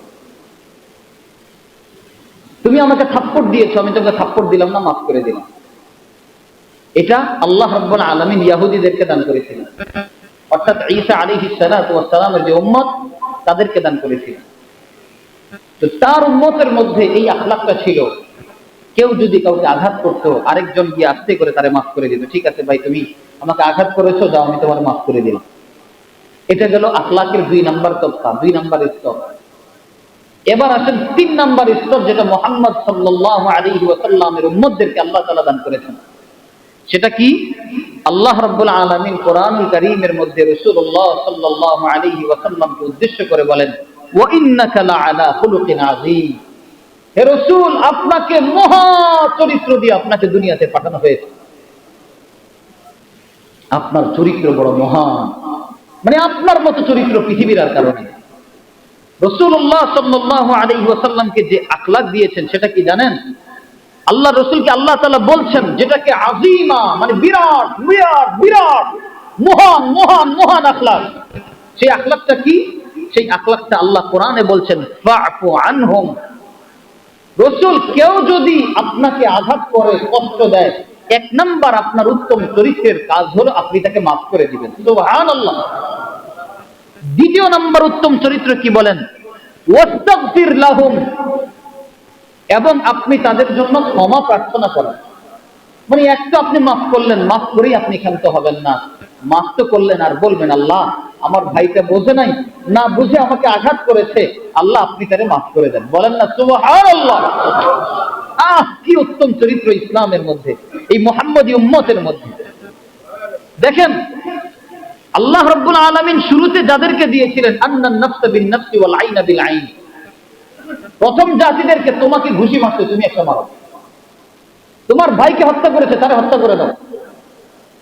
দ্বিতীয় নাম্বার ইহুদিদেরকে যেটা দিয়েছেন, আচ্ছা, তোমাদেরকে আঘাত করেছে, তোমরা মাফ করে দাও। এবার আসুন তৃতীয় নাম্বার, আল্লাহ রাসূলকে বলছেন, ওয়াফু আনহুম। রাসূল, আপনি এদেরকে মাফ করে দেন। এতটুকু করে আপনি ক্ষান্ত হয়েন না, ওয়াস্তাগফির লাহুম। এবং আপনি তাদেরকে ক্ষমাও করে দেন, এবং তাদের জন্য আল্লাহর কাছে ক্ষমা চান। আল্লাহু আকবার। একটু ক্ষমা করে আপনি তাদেরকে শেষ করলেন। শুধু এতটুকু না, আপনি আল্লাহর কাছে পর্যন্ত ক্ষমা চাইবেন, যে আল্লাহ, এই বান্দা বোঝে নাই, তারে আপনি মাফ করে দেন। কেমন চরিত্র দেখেন। এরপরে আল্লাহ তাআলা কি বলেন? ওয়াশাবিরহুম ফিল আমরি। শুধু এতটুকু করেও শেষ করেন না, যেই বিষয় নিয়ে গন্ডগোল লাগে, সমস্যা হয়, এই বিষয় তাদের সাথে বসে বসে মশওয়ারা করেন। আল্লাহু আকবার। আপনি যদি কাউকে মাফ করে দেন, আবার আপনি আল্লাহর কাছে ক্ষমা চান, আল্লাহ, আমার ভাইটা বোঝে নাই, তারে মাফ করে দিয়ে। আবার ওই জিনিসটাকে সমাধান করার জন্য আপনি মশওয়ারারও আয়োজন করেন। তাহলে বলেন, এবার কোনো ফিতনা থাকবে? কোনো ঝামেলা থাকবে? কি উত্তম চরিত্র দেখেন না। বলেন আল্লাহু আকবার। রাসূলের উত্তম চরিত্র, এইজন্য আল্লাহ বলেন, ওয়া ইন্নাকা লাআলা খুলুকিন আযীম। ও রাসূল, আপনি মহা মহা মহা চরিত্রের অধিকারী। শুধু এতটুকুই না, রাসূলুল্লাহ সাল্লাল্লাহু আলাইহি ওয়াসাল্লামকে আল্লাহ রাব্বুল আলামিন বলেন, মুমিনদের আলামত বলতে গিয়ে বলেন, ওয়াল কাযিমিনাল গায়যা। যারা নিজের রাগকে কন্ট্রোল করে, রাগকে দমিয়ে রাখে। রাগ আসে শয়তানের পক্ষ থেকে। মানুষ বলে না, মেজাজ ঠিক ছিল না, মাথাটা গরম হয়ে গেছে, কি থেকে কি বলে ফেলেছি মনে নাই। তার শয়তান তাকে ধোঁকা দিয়েছে। মানুষের রাগটা উঠাই শয়তান, মানুষকে রাগান্বিত করেই শয়তান। শয়তান মানুষকে যত বেশি রাগান্বিত করতে পারে, তত বেশি মানুষকে ঈমান থেকে, ইসলাম থেকে দূরে সরাতে পারে। আর যেই বান্দা যত বেশি নিজের রাগকে কন্ট্রোল করতে পারে, ওই বান্দা তত বেশি ঈমানের ভিতরে ঢোকে, তত বেশি নাজায়েজ গুনাহের কাছ থেকে দূরে থাকে, তত বেশি ওই বান্দা ঈমানের দিকে চলতে থাকে। এজন্য আল্লাহ বলছেন, ওয়াল কাযিমিনাল গায়যা। যারা রাগকে কন্ট্রোল করে, ওয়াল আফিনা আনিন নাস, এবং মানুষকে যারা মাফ করে দেয়, ওয়াল্লাহু ইউহিব্বুল মুহসিনিন, এবং যারা ইহসান করে, উত্তম চরিত্রের সাথে মানুষের সামনে পেশ হয়, আল্লাহ এদেরকে বড় ভালোবাসেন, বড় মহব্বত করেন। সুবহানাল্লাহ। তার মানে আপনি চিন্তা করেন, কেউ আপনার উপর অন্যায় করলো, আপনি 1 নাম্বার তারে মাফ করে দিলেন, 2য় নাম্বার তার জন্য আপনি আল্লাহর কাছে ক্ষমা চাইলেন, 3য় নাম্বার এটাকে সমাধান করার জন্য আপনি মশওয়ারার মধ্যে বসলেন। আল্লাহ বলেন যে বান্দা এই কাজ করবে, আল্লাহু ইউহিব্বুল মুহসিনিন, এমন বান্দাদেরকে আল্লাহ ভালোবাসা শুরু করে দেন। সুবহানাল্লাহ।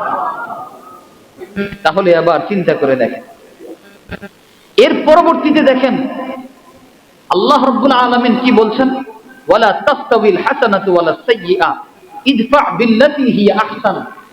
রাসূল বলেন, শোনো, কখনোই খারাপ ভালোর সমকক্ষ হতে পারে না। আচ্ছা বলেন, একটা মানুষ খুব ভালো সুন্দর সুন্দর কাজ করে, আরেকটা মানুষ খারাপ খারাপ কাজ করে, যেই মানুষটা খারাপ কাজ করে সে কি কখনো ভালো সমকক্ষ হতে পারবে? এটা কি সম্ভব? সম্ভব। ওয়ালা তাস্তাবিল হাসানাতু ওয়ালা তাস্তাবিস হাসানাতু ওয়ালা তাস্তাবিল হাসানাতু ওয়ালা সাইয়্যিআ, বলে যে নেকির কাজ এবং বদির কাজ এটা কখনো সমান হতে পারে না। ইদফা বিল্লাতী হিয়া আহসান, আপনি ওই বিষয় দিয়ে সমাধান করেন যেটা উত্তম হয়। কোন একটা বিষয় গন্ডগোল লেগেছে, ও আপনার চিল্লা পাল্লা করে গালিগালাজ শুরু করেছে, না আপনিও গালিগালাজ দিয়ে দিলেন, তো লাভ হলো কি? ওই যে ছোটবেলায় কবিতা পড়েছিলাম, কুকুরের কাজ কুকুরে করেছে, কামড় দিয়েছে পায়। কুকুরও যদি কামড় দেয়, এখন আমরা কি মানুষ সেই কুকুরকে কামড় দিব? তাহলে লাভ হলো কি? তার মধ্যে আমার মধ্যে তফাৎটা কোন জায়গায়? সেও কুকুরের মতো ঘেউ ঘেউ করলো, আমিও কুকুরের মতো ঘেউ ঘেউ করলাম, একই তো হলো। সে যদি আমার সামনে কুকুরের মতো ঘেউ ঘেউ করে, আল্লাহ বলে ইদফা বিল্লাতী হিয়া আহসান, তুমি তোমার উত্তম চরিত্রের মাধ্যমে সেটাকে সমাধান করো, বাস তুমি জিতে গেলে। সব জায়গায় খালি বলতে পারলেই মানুষ জিতে না, কিছু কিছু জায়গায় চুপ থেকেও মানুষ জিতে যায়। এই কথা বলেন ঠিক না? সব জায়গায় গিয়ে যে কথা বলতে হবে, কথা বলে যে মানুষ জিতে, বিষয়টা তা না। এই যে দেখেন বর্তমান সময়ের মধ্যে সবচাইতে ভাইরাল টপিক আমাদের ইসলামিক একজন স্কলার আবু তাহা মোহাম্মদ আদনান, বেচারার স্ত্রী কি না কি করেছে, আপনি চিন্তা করে দেখেন, কি করে নাই তার বিরুদ্ধে।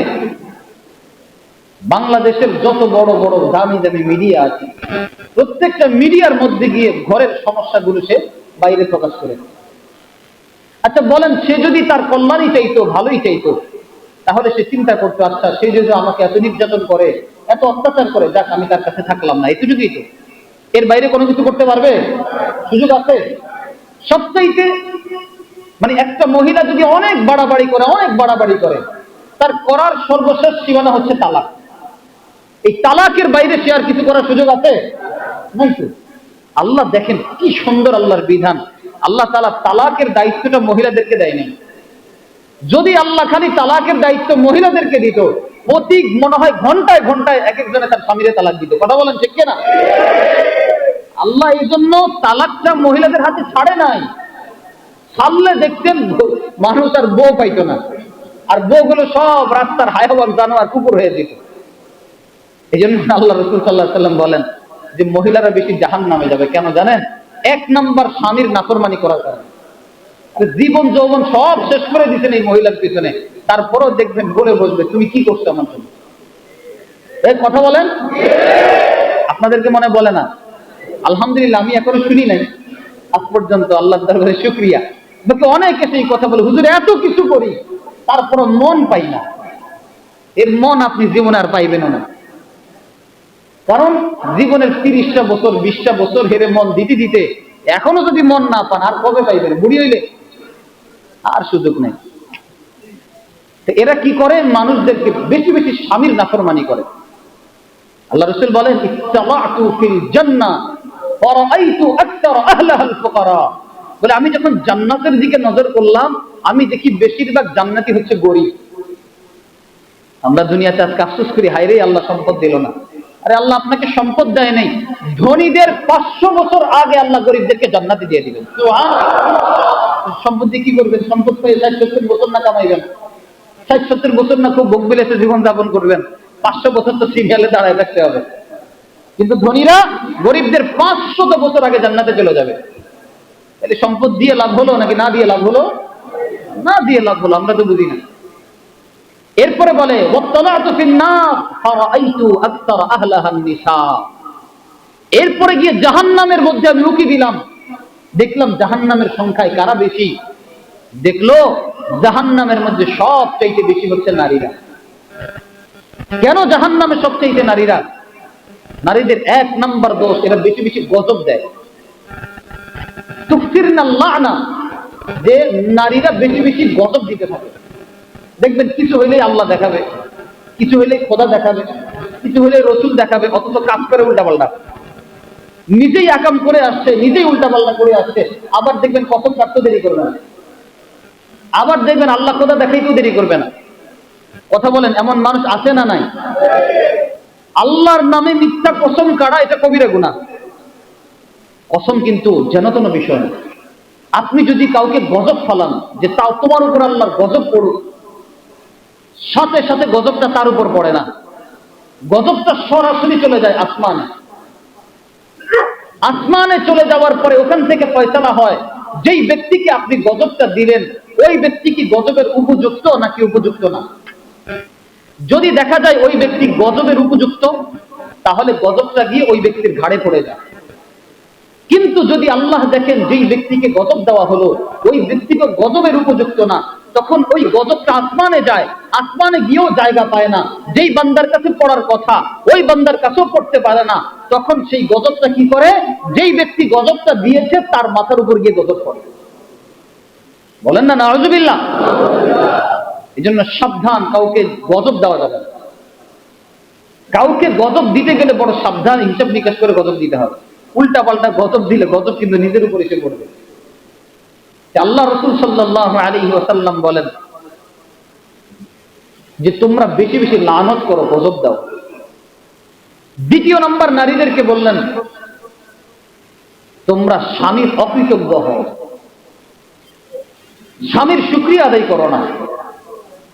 রাসূলুল্লাহ সাল্লাল্লাহু আলাইহি ওয়াসাল্লাম বলেন আল্লাহর পরে দুনিয়াতে কাউকে যদি সিজদা দেওয়ার হুকুম আমি দিতাম, তাহলে স্ত্রীদেরকে বলতাম তোমরা তোমাদের স্বামীদেরকে সিজদা করো।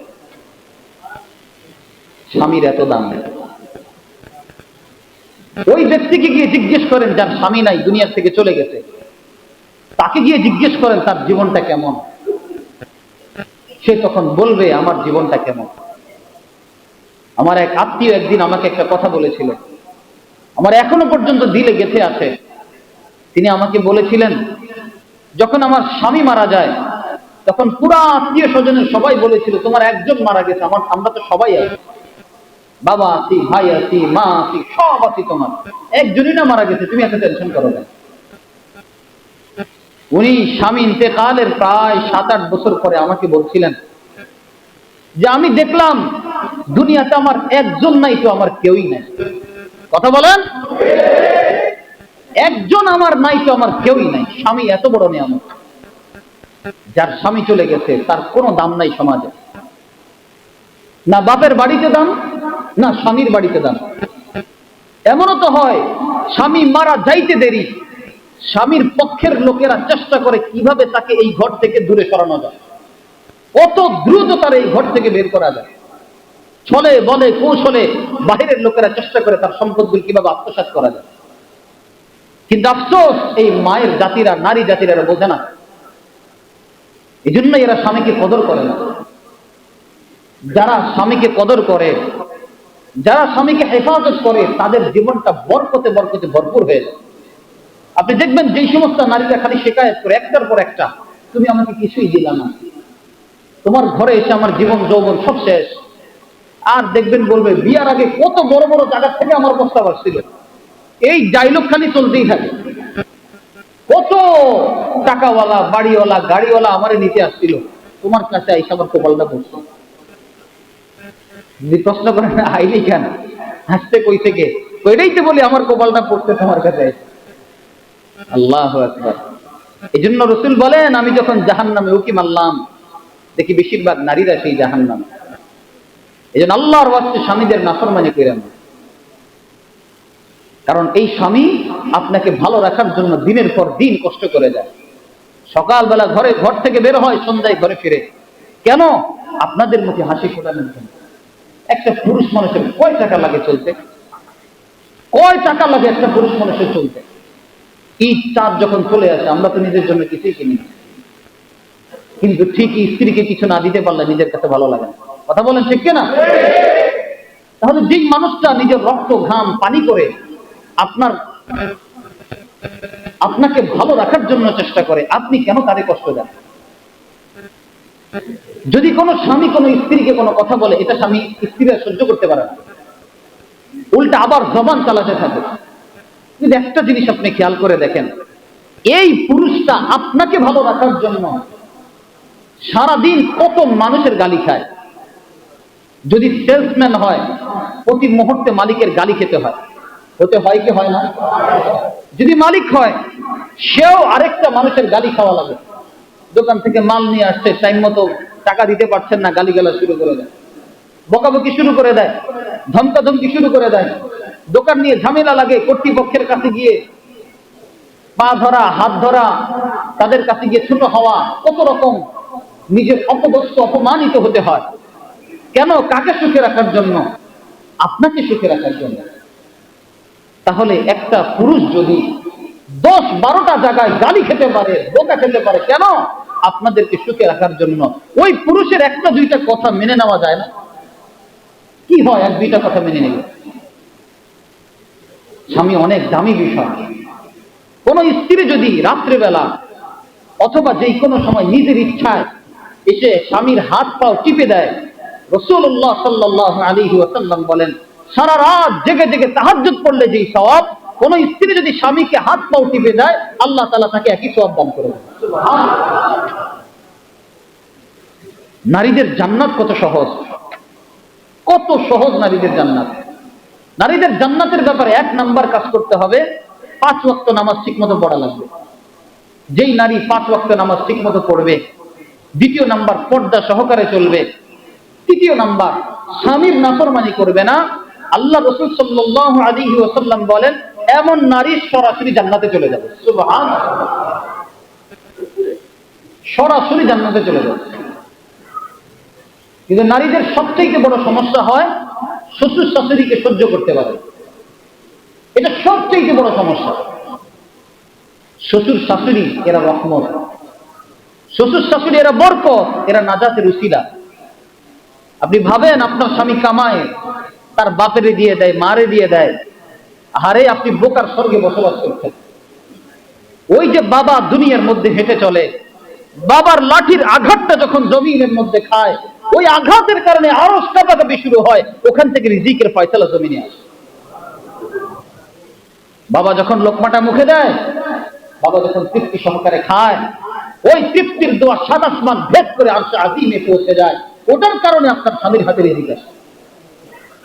আপনি ভাইবেন না যে আপনার কারণেই মনে হয় আপনার স্বামী সব ইনকাম করে আর আপনার স্বামীর বাপ মা খেয়ে ফেলে। অনেক স্ত্রীদেরকে দেখবেন, কোন পুরুষ যদি তার বোনকে কোনো কিছু দেয়, এটাও সহ্য করতে পারে, অথচ এটা বোঝেই না এই বোন হচ্ছে বরকতের জায়গা। আপনি বিশ্বাস করেন, আপনি আপনার বোনকে যত দিবেন কখনো আপনার সম্পদ কমবে না, এটা বরকতের জায়গা। আপনি আপনার ভাইকে যদি দেন, আপনার সম্পদ কমবে না, বাড়বে। আপনার বোনকে দিলেও আপনার সম্পদ বাড়বে, আপনার ভাইকে দিলেও আপনার সম্পদ বাড়বে, বাড়তেই থাকবে, কমবে না কখনো। আপনি দেখবেন যেই ভাই বোনদের খোঁজ নেয়, বাবা মার ঠিক মতো খোঁজ নেয়, আপনি খেয়াল করবেন অন্যদের তুলনায় তার সম্পদ বেশি। আমি কাগজে কলমে লিখে দিব আপনাদের। যদি সম্পদ বেশি নাও হয়, তাকে আল্লাহ মারাত্মক কোনো পেরেশানি দেন না। অল্প সম্পদের মধ্যেও আল্লাহ তাকে এত সুন্দরভাবে জীবন যাপন করার তৌফিক দেন, যেটা ওই আরেক ভাই যে মাকে বাবাকে খাওয়ায় না, যে বোনদেরকে খাওয়ায় না, ভাইদেরকে খাওয়ায় না, তাদের থেকে 1000 গুণে শান্তিতে তাকে দুনিয়াতে রাখে। আপনি লিখে নেন, বরকতের জায়গা। এই জন্য আপনারা চেষ্টা করবেন, অন্তত মা বোনরা চেষ্টা করবেন নিজের সংসারের উন্নতির জন্য, নিজের সংসারের ভালোর জন্য বোনকে দেওয়ার জন্য, নিজের সংসারের উন্নতির জন্য ভাইকে দেওয়ার জন্য, নিজের সংসারের উন্নতির জন্য বাবা মাকে বেশি বেশি খাওয়ানোর জন্য আপনারা উল্টা স্বামীকে উদ্বুদ্ধ করবেন। তোমার বাবার এই জিনিসটা লাগবে, মার এই জিনিসটা লাগবে। আর আজকে যদি আপনি আপনার শ্বশুর শাশুড়ির খেদমত করেন, ইনশাআল্লাহ আল্লাহ আপনার ঘরে এমন সন্তান দিবে যেই সন্তান আপনার জন্য ভবিষ্যতে খেদমত করবে। ঠিক আজকে যদি আপনি অবহেলা করেন, এক মাঘে তো শীত যায় না, শীত তো বারবার ঘুরে আসে। আপনার বয়স এখন 30, আজীবন 30 থাকবে না, 60-এ আপনি পড়বেন। ওই সময় দেখবেন আপনার কোনো বেল থাকবে না, ঘরের চাকা আজকে যেমন আপনি ঘুরান, তখন আপনার ছেলের বউ তখন চাকা ঘুরাবে। তখন আপনি তো আশা করবেন আমি বুড়া মানুষ, আমার প্রতি একটু ভালো করে নজর দেখ। ওই নজরটা আর আসবে না,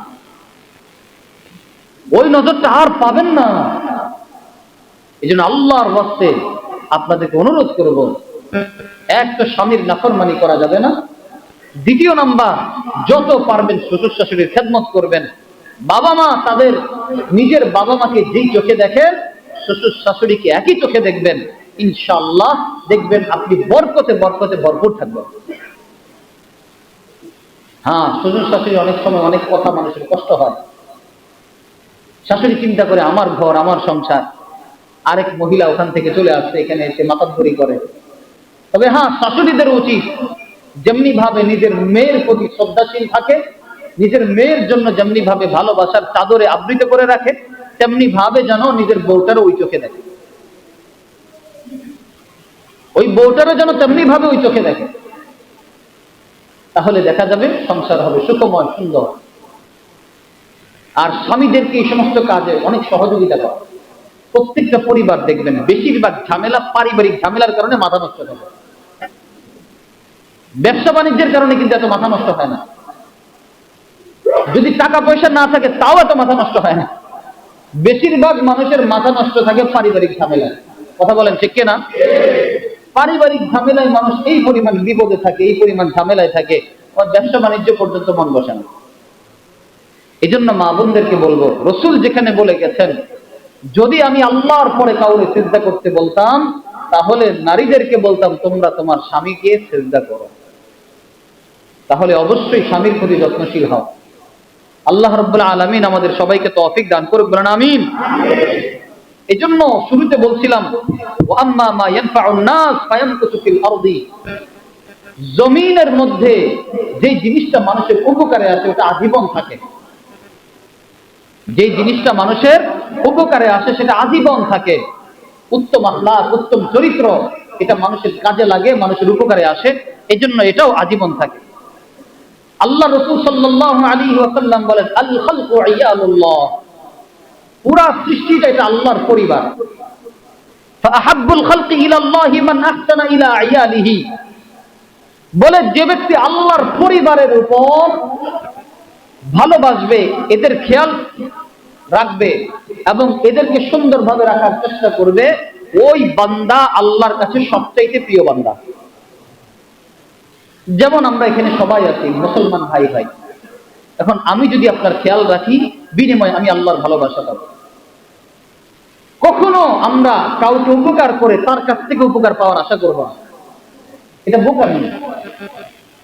একজন মানুষের উপকার করলাম, করে ভুলে যেতে হবে, উপকার করেছি ওখানেই শেষ।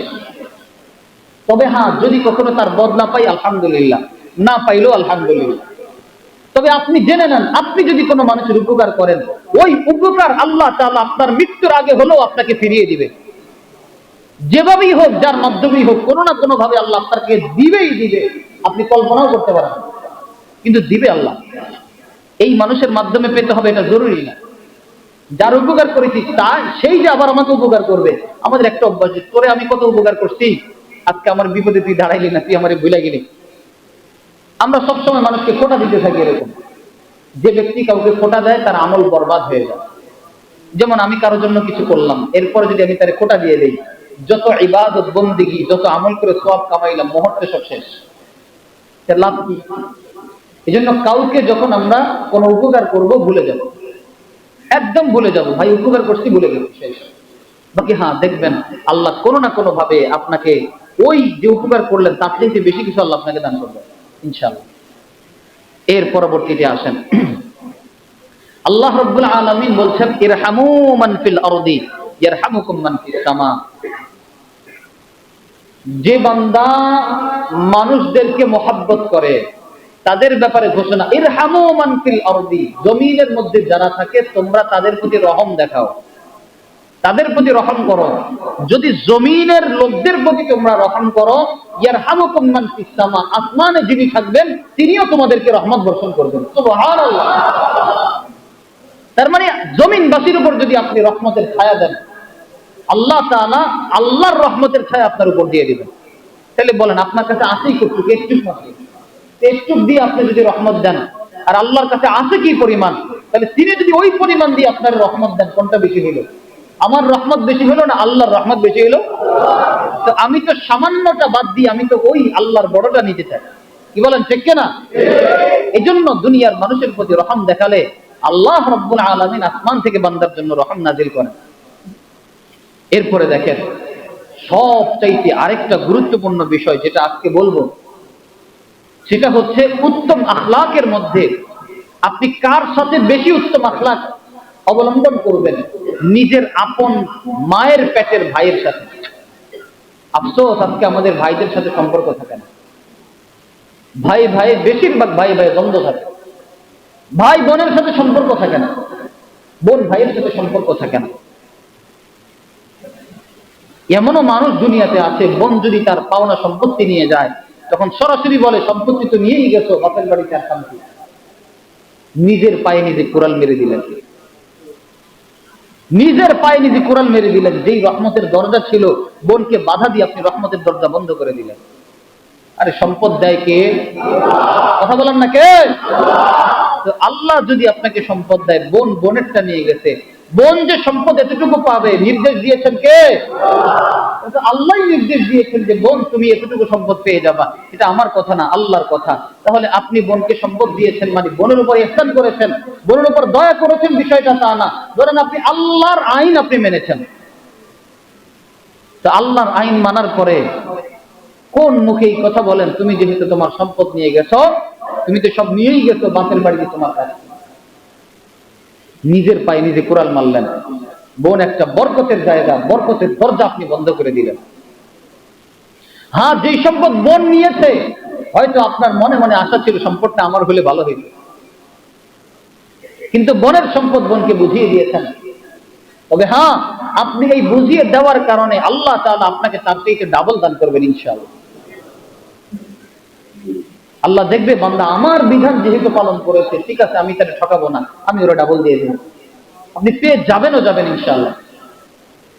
এই জন্য ভাই ভাইয়ের সম্পর্ক এটা একদম অটুট রাখতে হবে। আল্লাহ বলেন, ইয়াউমা ইয়াফিরুল মারউ মিন আখিহি, কিয়ামতের দিন যেদিন ভাই ভাইয়ের কাছ থেকে পলায়ন করবে। আচ্ছা, এখানে মাঝখানে একটা ভাইরাল টপিক আছে। ভাইরাল টপিক কি? যেই পরিমাণ মানুষ আমাদেরকে প্রশ্ন করেছেন কল্পনার বাইরে, যে হুজুর মৃত্যুর পরে ভাই ভাইয়ের সম্পর্ক নাকি আর থাকবে না। দুনিয়াতে ভাই বোনের যে সম্পর্ক, এটা নাকি দুনিয়াতেই শেষ, মৃত্যুর পরে নাকি এটা আর থাকবে না। একদম ডাহা মিথ্যা কথা। এটার কোন অস্তিত্ব কোরআন হাদিসের মধ্যে নেই। আত্মীয়তার যে সম্পর্ক, যে বন্ধন, এটা মানুষের মৃত্যুর পরেও থাকে। আপনি তার ভাই, সে আপনার ভাই। যদি বান্দা জান্নাতি হয় তাহলে জান্নাতি গিয়ে তার সাথে দেখা হবে। হ্যাঁ, যদি কেউ জাহান্নামী হয়ে যায়, আবার কেউ জান্নাতি হয়ে যায়, তাহলে দেখা হবে না। যদি দুজন জাহান্নামী হয় তাহলে জাহান্নামে গিয়ে দেখা হবে, দুজন যদি জান্নাতে হয় তাহলে জান্নাতে গিয়ে দেখা হবে। একজন মানুষ যখন মারা যায়, তখন যারা জান্নাতি লোক থাকে সবার সাথে সবার দেখা হয়। পরে জিজ্ঞেস করে, আচ্ছা অমুক সলিমউদ্দিন কই আছে, অমুক কলিমউদ্দিন কই আছে? বলে, আরে ও তো অনেক আগেই মারা গেছে, তোমরা দেখো নাই? বলে, না, আমাদের সাথে তো দেখা হয় নাই। তার মানে আফসোস করবে, হায় হায়, তাহলে সে মনে হয় জাহান্নামে চলে গেছে। জাহান্নামীরা জান্নাতি লোকদের সাথে কখনো সাক্ষাৎ করতে পারবে না। তবে হ্যাঁ, যেটা ভাইরাল হয়েছে, মৃত্যুর পরে ভাই বোনের সম্পর্ক আর থাকে না, দুনিয়ার মধ্যেই এতটুকু সম্পর্ক যথেষ্ট, এরপরে আর কারোর সাথে কোনো যোগাযোগ নাই। না কোরআনের মধ্যে আছে, না হাদিসের মধ্যে আছে। কোন আল্লাহর বান্দা যেন এটা বানানো শুরু করছে, আর এটা বানিয়ে লোকমুখে এটা প্রচার করে দিয়েছে। ইয়াউমা ইয়াফিরুল মারউ মিন আখিহি, কোরআনের মধ্যে আছে, যেদিন ভাই ভাইয়ের থেকে পলায়ন করবে। যদি দেখা নাই হয় তাহলে ভাইরে দেখে কেমনে পলাবে? কি ভাই কথা বুঝে এসেছে আপনাদের? যদি দেখা নাই হয় তাহলে ভাই ভাইয়ের থেকে কেমনে পলায়? ভাই ভাইকে দেখবে কিন্তু চিন্তা করবে না জানি আজকে আমার কাছ থেকে নেকি চেয়ে বসে কিনা, এই জন্য ভাই ভাইয়ের থেকে পলায়ন করে চলে যাবে।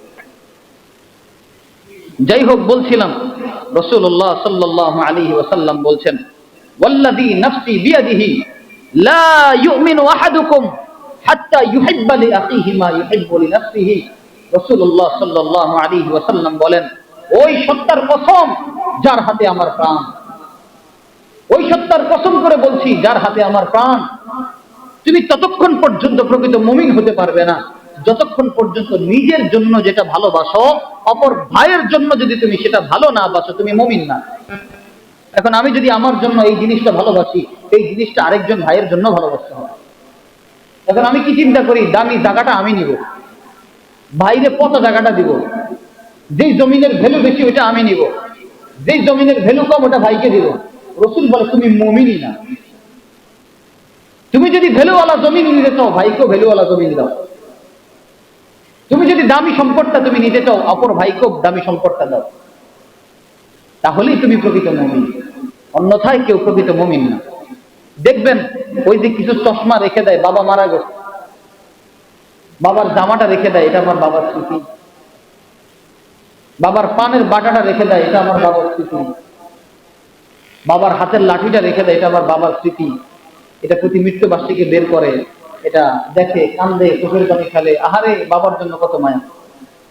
কিন্তু ঠিক বাবার রেখে যাওয়া সবচাইতে দামি স্মৃতি আপন ভাই, বাবার রেখে যাওয়া সবচাইতে দামি স্মৃতি আপন বোন। ওই বোনেরও খোঁজ নেয় না, ভাইয়ের সাথেও সম্পর্ক নাই, ওদিকে বাবার লাঠি দেখে কান্দে। কথা বলেন ঠিক কিনা? এগুলো তো ভণ্ডামি ছাড়া আর কি বলেন, এগুলো পুরা ভণ্ডামি।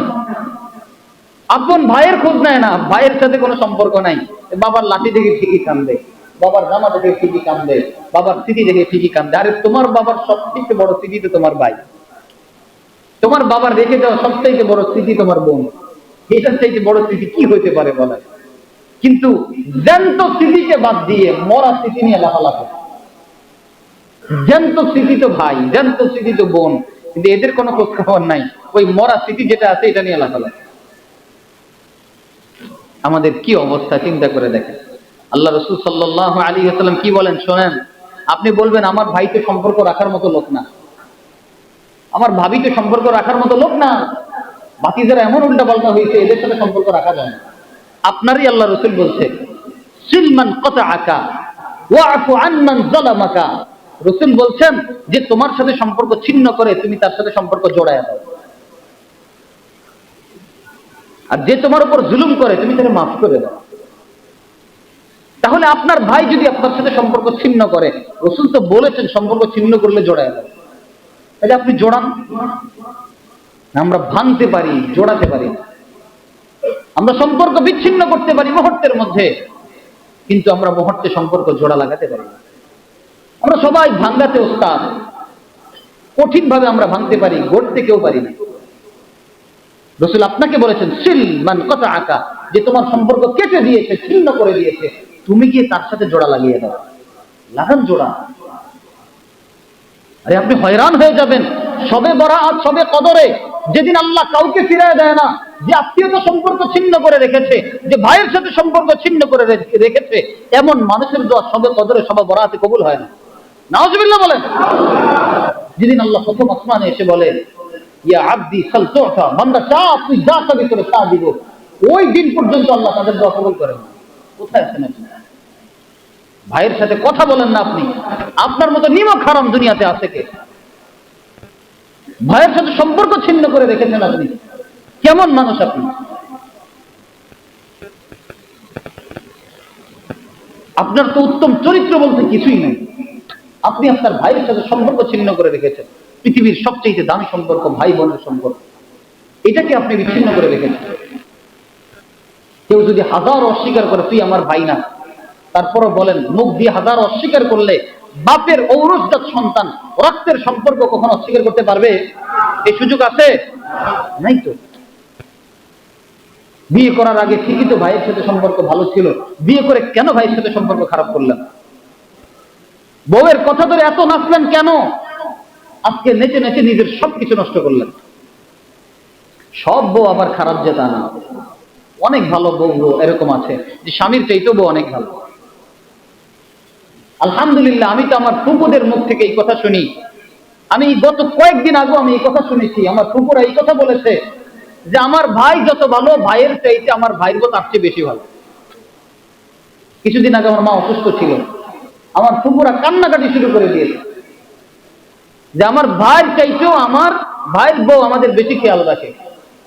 আছে তো দুনিয়াতে এমন বউ, কে বলে না? কিন্তু ভাইয়ের সম্পর্ক কখনো নষ্ট করা যাবে না। রাসূলুল্লাহ সাল্লাল্লাহু আলাইহি ওয়াসাল্লাম বলেছিলেন যে তোমরা আত্মীয়তা সম্পর্ক বজায় রাখো। সাহাবায়ে কেরাম রাদিয়াল্লাহু আনহুম বলছেন, ইয়া রাসূলুল্লাহ, আত্মীয়তা সম্পর্ক কিভাবে বজায় রাখে? আল্লাহ রাসূল বলেন, তুমিও তার সাথে ভালো আচরণ করো, সেও তোমার সাথে ভালো আচরণ করে, এটা আত্মীয়তা সম্পর্ক বজায় রাখা না। আমরা কি মনে করি যে ও আমার সাথে ভালো আচরণ করে, আমিও তার সাথে ভালো আচরণ করি, এটা আমাদের আত্মীয়তা সম্পর্ক বজায় রাখে। রাসূল বলেন, না, এটা আত্মীয়তা সম্পর্ক বজায় রাখা না। তাই আত্মীয়তা সম্পর্ক বজায় রাখা কি জিনিস? আল্লাহ রাসূল বলেন, ইদা কুতিআত রিহমুহু ওয়া সালাহা, যখন কারো সম্পর্ক ছিন্ন করে দেওয়া হয় তখন সে নিজে আগ বাড়িয়ে গিয়ে তার সাথে সম্পর্ক স্থাপন করে। রাসূল বলে এটাই হলো আত্মীয়তা সম্পর্ক বজায় রাখা। এখন আপনি বলবেন, ভাই ভালো না, ভাবি ভালো না, অমুক খারাপ, তমুক খারাপ। রাসূল বলেন, এটা তো আত্মীয়তা সম্পর্ক বজায় রাখা না। বজায় রাখা হলো তুমি নিজেকে ছোট করে ফেলো, নিজেকে নাই করে ফেলো, তুমি ভাইয়ের কাছে গিয়ে মিলে যাও, তুমি তাদের সাথে সম্পর্ক জড়িয়ে ফেলো, তাইলে তুমি আত্মীয়তা সম্পর্ক বজায় রাখলাম, নাইলে তুমি আত্মীয়তা সম্পর্ক বজায় রাখলাম না। আত্মীয়তা সম্পর্ক যে ব্যক্তি ছিন্ন করে, ওই ব্যক্তিকে আল্লাহ দুনিয়ার অনেক নাজ নিয়ামত থেকে মাহরুম করে দেয়। সে দুনিয়ার অনেক নাজ নিয়ামত থেকে মাহরুম থাকে। এই জন্য উত্তম চরিত্রের মাধ্যমে নিজের ভাইকে কাছে টেনে রাখতে হবে, নিজের বোনকে কাছে টেনে রাখতে হবে, নিজের বোনের সন্তান, ভাইয়ের সন্তান, এদের সাথে সুসম্পর্ক, ভালোবাসা, মহাব্বতের সাথে পেশ হতে হবে। সমাজে এমনও মানুষ আছে, সমাজে অনেক ইজ্জত, অনেক সম্মান, কিন্তু ঘরে ভাই ভাই কোনো মিল নাই, ভাই বোনে কোনো মিল নাই। এই ইজ্জত সম্মান আল্লাহর কাছে কোনো দাম নাই। আপনার ঘরের লোক যদি আপনাকে ভালো বলে, আপনিই ভালো, আর ঘরের লোক যদি আপনাকে খারাপ বলে, আপনার মতো ভালো, আপনার মতো খারাপ কেউ নেই। বাহিরের মানুষ যতই আপনাকে বলুক না কেন, আজকে থেকে পাক্কা নিয়ত করি, আমরা কখনো সম্পর্ক ছিন্ন করব না। খালি ইনশাআল্লাহ বলেন না, আমার সাথে বলেন, আমরা কখনো সম্পর্ক ছিন্ন করব না। এবার বলেন ইনশাআল্লাহ। যদি কারো সম্পর্ক ছিন্ন থাকে, আজকেই গিয়ে তার কাছে মাপ চেয়ে নেবেন। আজকে তো অনেক রাত হয়ে যাবে, কালকে মাপ চেয়ে নিন। বলবেন, ভাই যা হইতে হয়েছে সব বাদ, আল্লাহর ওয়াস্তে তুমি আমার দূরে সরাই দিও, যা ভুল হয়েছে যাও, সব দোষ আমার, মেনে নিলাম, সব দোষ আমার আর তোমার ভাবির, যাও। তারপরও তুমি আমার সাথে মিলে যাও, তুমি আমার বাপের স্মৃতি, তুমি আমার ভাই, তুমি আমার রক্ত, তোমার আমি বলতে পারি, মিলে যান না। হাদিসের মধ্যে আছে, আরে কি কঠিন অবস্থা, কেউ যদি কারো সাথে 3 দিনের বেশি যদি কথা বলা বন্ধ করে দেয়, তার নামাজ রোজা কিছুই কবুল হয় না। নাউজুবিল্লাহ বলবেন না? ভাইয়ের সাথে কতদিন কথা বন্ধ করে রাখছেন? আত্মীয় স্বজনের সাথে কতদিন কথা বন্ধ করে রাখছেন? বলো, নামাজ রোজা কিছুই কবুল হচ্ছে না। ভাই জান্নাত জাহান্নামের ওয়াজ, গল্প কাহিনীর ওয়াজ তো সবাই করে। অনেকের মনে হয় কষ্ট হচ্ছে, বয়ান শুনতে কষ্ট হচ্ছে আপনাদের। এই জিনিসগুলো আমাদের দরকার আছে না নাই? আল্লাহর ওয়াস্তে জিনিসটাকে হেফাজতে রাখবেন। আপনি দেখবেন রিজিকে বরকত হওয়া শুরু হয়ে যায়, আপনার হায়াতে বরকত হবে, জীবনে বরকত হবে, চলায় বরকত হবে। আপনি এমন শান্তিতে চলা শুরু করবেন, আপনি কল্পনাও করতে পারবেন না। আল্লাহ উত্তম চরিত্র আমাদের হৃদয়ে ধারণ করার তৌফিক দান করে দিলেন, আমিন। ওই যে শুরুতে বলেছিলাম যে ও আম্মা মা ইয়ানফাউন নাস ফায়ামকুসু ফিল আরদি, যেই জিনিসটা মানুষের উপকারে আসে ওটা জমিনের মধ্যে থেকে যাবে। উত্তম চরিত্র এটা মানুষের উপকারে আসে, এটা জমিনে থেকে যাবে। আপনি মারা যাবেন, আপনার ভাতিজারা বলবে আমার চাচার মতো একজন চাচা ছিল, আপনার সেই ভাগিনারা বলবে আমার মামার মতো একজন লোক ছিল। আমার মামার মতো মানুষ হয় না, আমার চাচার মতো মানুষ হয় না। তারা আজীবন আপনার গুণগান গেয়ে যাবে, কারণ আপনি উত্তম চরিত্র তাদেরকে দেখিয়েছেন, উত্তম আখলাক তাদেরকে দেখিয়েছেন। আপনি মারা গেলেও দোয়ার সিলসিলা আপনার কবরে পৌঁছতেই থাকবে ইনশাআল্লাহ। এজন্য যেহেতু আমরা মুহাম্মদ সাল্লাল্লাহু আলাইহি ওয়াসাল্লামের উম্মত, ইহুদিদেরকে দিয়েছেন এক রকমের ক্ষমা করার এক কোয়ালিটি, ওরা শুধুমাত্র ক্ষমা করে দেয়। নাসারাদেরকে আরেক রকম দিয়েছেন, আল্লাহ আমাদেরকে দিয়েছেন এক তো ক্ষমা করার যোগ্যতা, ক্ষমা করে দাও, দ্বিতীয়তে ক্ষমা করে মাফ করে দাও, তৃতীয়তে মাফ করে তাদের জন্য আল্লাহর কাছে ক্ষমা চাও যে আল্লাহ আপনিও তাদেরকে মাফ করে দেন। চতুর্থত শুধু এতটুকু করে ক্ষান্ত হয়েও না, এরপর উত্তম আচরণ করো। যদি আমরা উত্তম আচরণ করতে পারি ইনশাআল্লাহ, ওই যে একটা হাদিস বললাম, যে ব্যক্তি উত্তম আচরণ করবে, সুন্দর সুন্দর কথা বলবে, সুন্দরভাবে মানুষের সামনে পেশ হবে, হাজারো রাকাত তাহাজ্জুদের সওয়াব, সারাদিন রোজা রাখার সওয়াব আল্লাহ তার আমলনামায় দিয়ে দেন। সুবহানাল্লাহ। কিছু কিছু উত্তম চরিত্র আখলাক ওয়ালা মানুষ যখন মারা যাবে, দেখবে কিরে এত তাহাজ্জুদের সওয়াব কোত্থেকে আসলো, কিরে এত নেক আমলের সওয়াব কোত্থেকে আসলো, আমি তো এত কিছু করি নাই। তখন আল্লাহ বলবে, বান্দা তুমি যে দুনিয়াতে উত্তম চরিত্রের সাথে সবার সামনে আচরণ করতা, উত্তম ব্যবহার দেখাতা, এই জন্য আমি তাহাজ্জুদের সওয়াব তোমার আমল নামে দিয়ে রেখেছি, এই জন্য আমি রোজার সওয়াব গুলো তোমার আমল নামে দিয়ে রেখেছি। সুবহানাল্লাহ। বান্দা হাসতে হাসতে জান্নাতে চলে যাবে। আল্লাহ আপনি আমাদের সবাইকে তৌফিক দান করেন, বলেন আমিন।